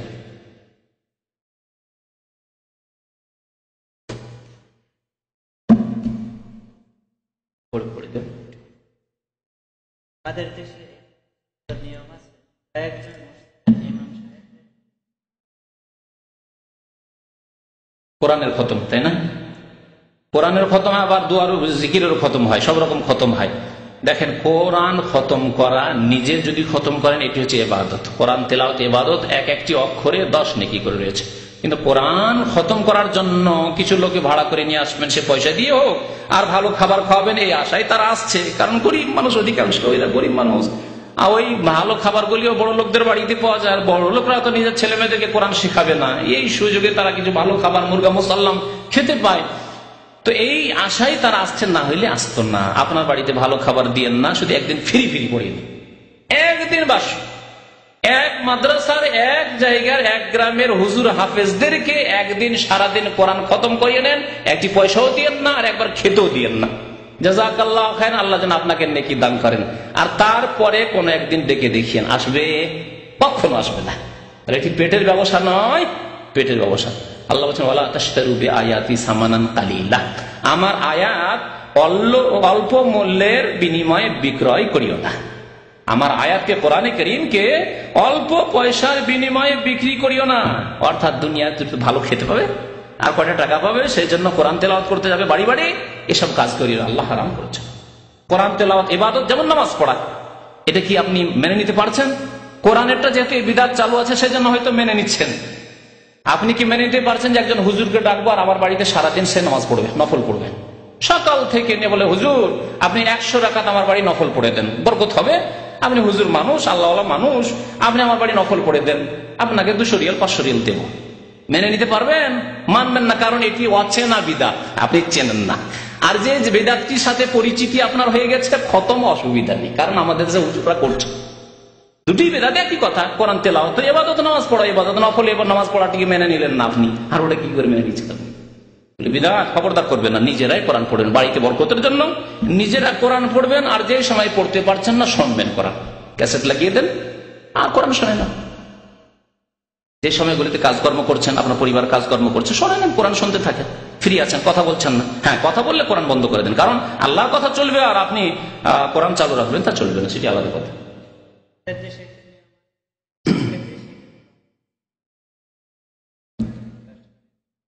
সালাম হচ্ছে কথার দ্বারা, আসসালামু আলাইকুম ওয়া রাহমাতুল্লাহি ওয়া বারাকাতুহু, এর নাম হচ্ছে সালাম, এর নাম হচ্ছে সালাম বা তাহিয়া। 2 নম্বর হচ্ছে মুসাফাহা, মুসাফা মানে হাতে হাত মিলিয়ে মুসাফা করা। 3 নম্বরে সুন্নত হচ্ছে মুআনাকা, মানে কাঁধে কাঁধ মিলানো, কোলাকুলি করা, কোলাকুলি করা, একে বলা হচ্ছে মুআনাকা, অনক থেকে, হ্যাঁ, কাঁধে কাঁধ মিলানো। আর 4 নম্বরে এমন কিছু নেই যে পায়ে হাত দিয়ে চুমো দেওয়া, জি, কদম বুশি করা, বুশি মানে চুমা আর কদম মানে পা, তো পায়ে চুমো দেওয়া বা পায়ের ধুলো নেওয়া, হিন্দুরা বলে পায়ে ধুলো নেওয়া, বা হিন্দুদের দেখা দেখি মুসলমানও বলতে পারে, এগুলি হিন্দুদের থেকে এসেছে। হিন্দুদের থেকে এসেছে কদম বসি বা পায়ের ধুলো নেওয়া। আল্লাহর রাস্তায় হিন্দুদের সংস্কৃতি সভ্যতা ছাড়েন আর মুসলমান হন। ভারত উপমহাদেশ অধিকাংশ মুসলমানরা কলেমা পড়েছে, তাদের সংশোধন হয়নি, সেই জন্য দুর্গা ছাড়লেও দরগা তারা ছাড়েনি, দুর্গা ছেড়ে দরগায় গিয়ে পৌঁছে গেছে। আল্লাহ যেন আমাদের হিদায়াত দান করেন।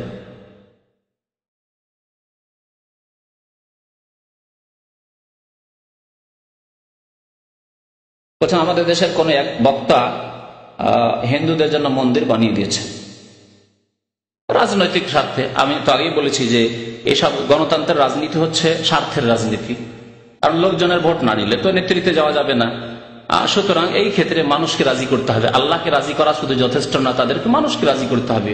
আর মানুষকে রাজি করতে হলে শুধু জায়েজ পথ দিয়ে মানুষকে রাজি করা যাবে না, না জায়েজ হারাম পথ অবলম্বন করতে হবে। তাই তারা করে থাকে। সুতরাং তারা আদর্শ আপনাদের জন্য নয়। কোরআন এবং হাদিসে যা আছে তার প্রতি আমল করবেন। আল্লাহ বলেছেন তাআওয়ানু আলাল বিররি ওয়াত তাকওয়া, নেকির কাজে সাহায্য করো এবং আল্লাহ ভীরুতার কাজে সাহায্য করো। ওয়ালা তাআওয়ানু আলাল ইসমি ওয়াল উদওয়ান, গুনাহের কাজে এবং জুলম অত্যাচারের কাজে তোমরা সাহায্য করিও না কেউ কারো। তাহলে কোন হিন্দুর যদি মেয়ের বিবাহ না দিতে পারে অবশ্যই সাহায্য করুন। আপনার হিন্দু যদি না খেয়ে মরে যায় সাহায্য করুন। হিন্দুর বাড়ি পড়ে গেছে, বাড়ি নেই, রাস্তায় ফুটপাতে বাস করছে, তাহলে বাড়ি ঘর তৈরি করে দেন। ইহুদি খ্রিস্টান যে কেউ হোক না কেন, যে কোনো অমুসলিম হোক না কেন, শুধু হিন্দু কেন, যে কোনো মানুষ, প্রত্যেক মানুষের সাহায্য করলে অবশ্যই নেকি রয়েছে। কম বেশি রয়েছে, কিন্তু প্রত্যেক মানুষ, এমনকি জীব জন্তুর সাহায্য সহযোগিতায় নেকি রয়েছে। জীব জন্তু কুকুর শ্রীগালকে খাওয়ালেও নেকি রয়েছে, তাহলে মানুষকে খাওয়ালে, মানুষের সাহায্য সহযোগিতা হলে কেন নেকি হবে না? কিন্তু শিরকের ক্ষেত্রে, কুফরের ক্ষেত্রে, সীমা লঙ্ঘনের ক্ষেত্রে আল্লাহর হক অন্যকে দেবে, সেই জন্য আপনি সাহায্য সহযোগিতা করবেন, তা হারাম। ওয়ালা তাআওয়ানু আলাল ইসমি ওয়াল উদওয়ান, গুনাহের কাজে, পাপের কাজে এবং সীমা লঙ্ঘন, জুলম অত্যাচারের কাজে সাহায্য করিও না। কেউ কাউকে মারছে আর আপনার দেশি, যে লোকটি মারছে সে আপনার দেশি, মারতে শুরু করলেন দেশির পক্ষ থেকে, হারাম। কিন্তু যে ব্যক্তি মার খাচ্ছে তাকে বাঁচানোর জন্য আপনি সাহায্য করেন, হ্যাঁ আল্লাহ বলছেন যে তাআওয়ানু আলাল বিররি, নেকির কাজে সাহায্য, নেকির কাজে লোকটিকে বাঁচাচ্ছেন, কারণ ওটা জুলুম করছে। যে কোনো ব্যক্তি হোক না কেন, সে মুসলিম হোক, অমুসলিম হোক, হিন্দু হোক, আপনার পাশে হিন্দু আছে সেজন্য হিন্দুকে মারতে হবে, আর তাদের সংখ্যা কম আছে সেজন্য মেরে দিতে হবে না, কখনো জায়েজ নয়। তো আল্লাহ পাক রব্বুল আলামিনের দিন অত্যন্ত সুন্দর দিন, দিনকে বুঝতে হবে এবং তার বাস্তবায়ন করতে হবে। সাল্লাল্লাহু আলা নবিয়িনা মুহাম্মদ ওয়া আলা আলিহি ওয়া সাহবিহি আজমাইন। উমরার মধ্যে কি আছে? চুল কতটুকু কাটলে হালাল হবে? চুল পুরো মাথা থেকে কাটতে হবে, হয় মুন্ডন করে, এটি সবচেয়ে ভালো, কিন্তু পুরো মাথা থেকে। আর যদি ছোট করেন মেশিন দিয়ে, তাহলে পুরো মাথা থেকে করেন। যদি কেচি দিয়েও করেন তারপরে পুরো মাথা থেকে করেন। আর কিছু কিছু একটু একটু কাটবেন, এটা যথেষ্ট নয়। এতে আপনার উমরা ঠিক হবে, ওয়াজিবে ত্রুটি থেকে যাবে। কারণ মাথার চুল কাটা হচ্ছে উমরার ক্ষেত্রে ওয়াজিব বা হজের ক্ষেত্রে ওয়াজিব, সে ওয়াজিবের ক্ষেত্রে আপনার ত্রুটি থেকে গেল। আল্লাহ যেন আমাদেরকে হিদায়াত দান করেন, ভালো কথা বোঝার এবং তার প্রতি আমল করার তৌফিক দান করেন।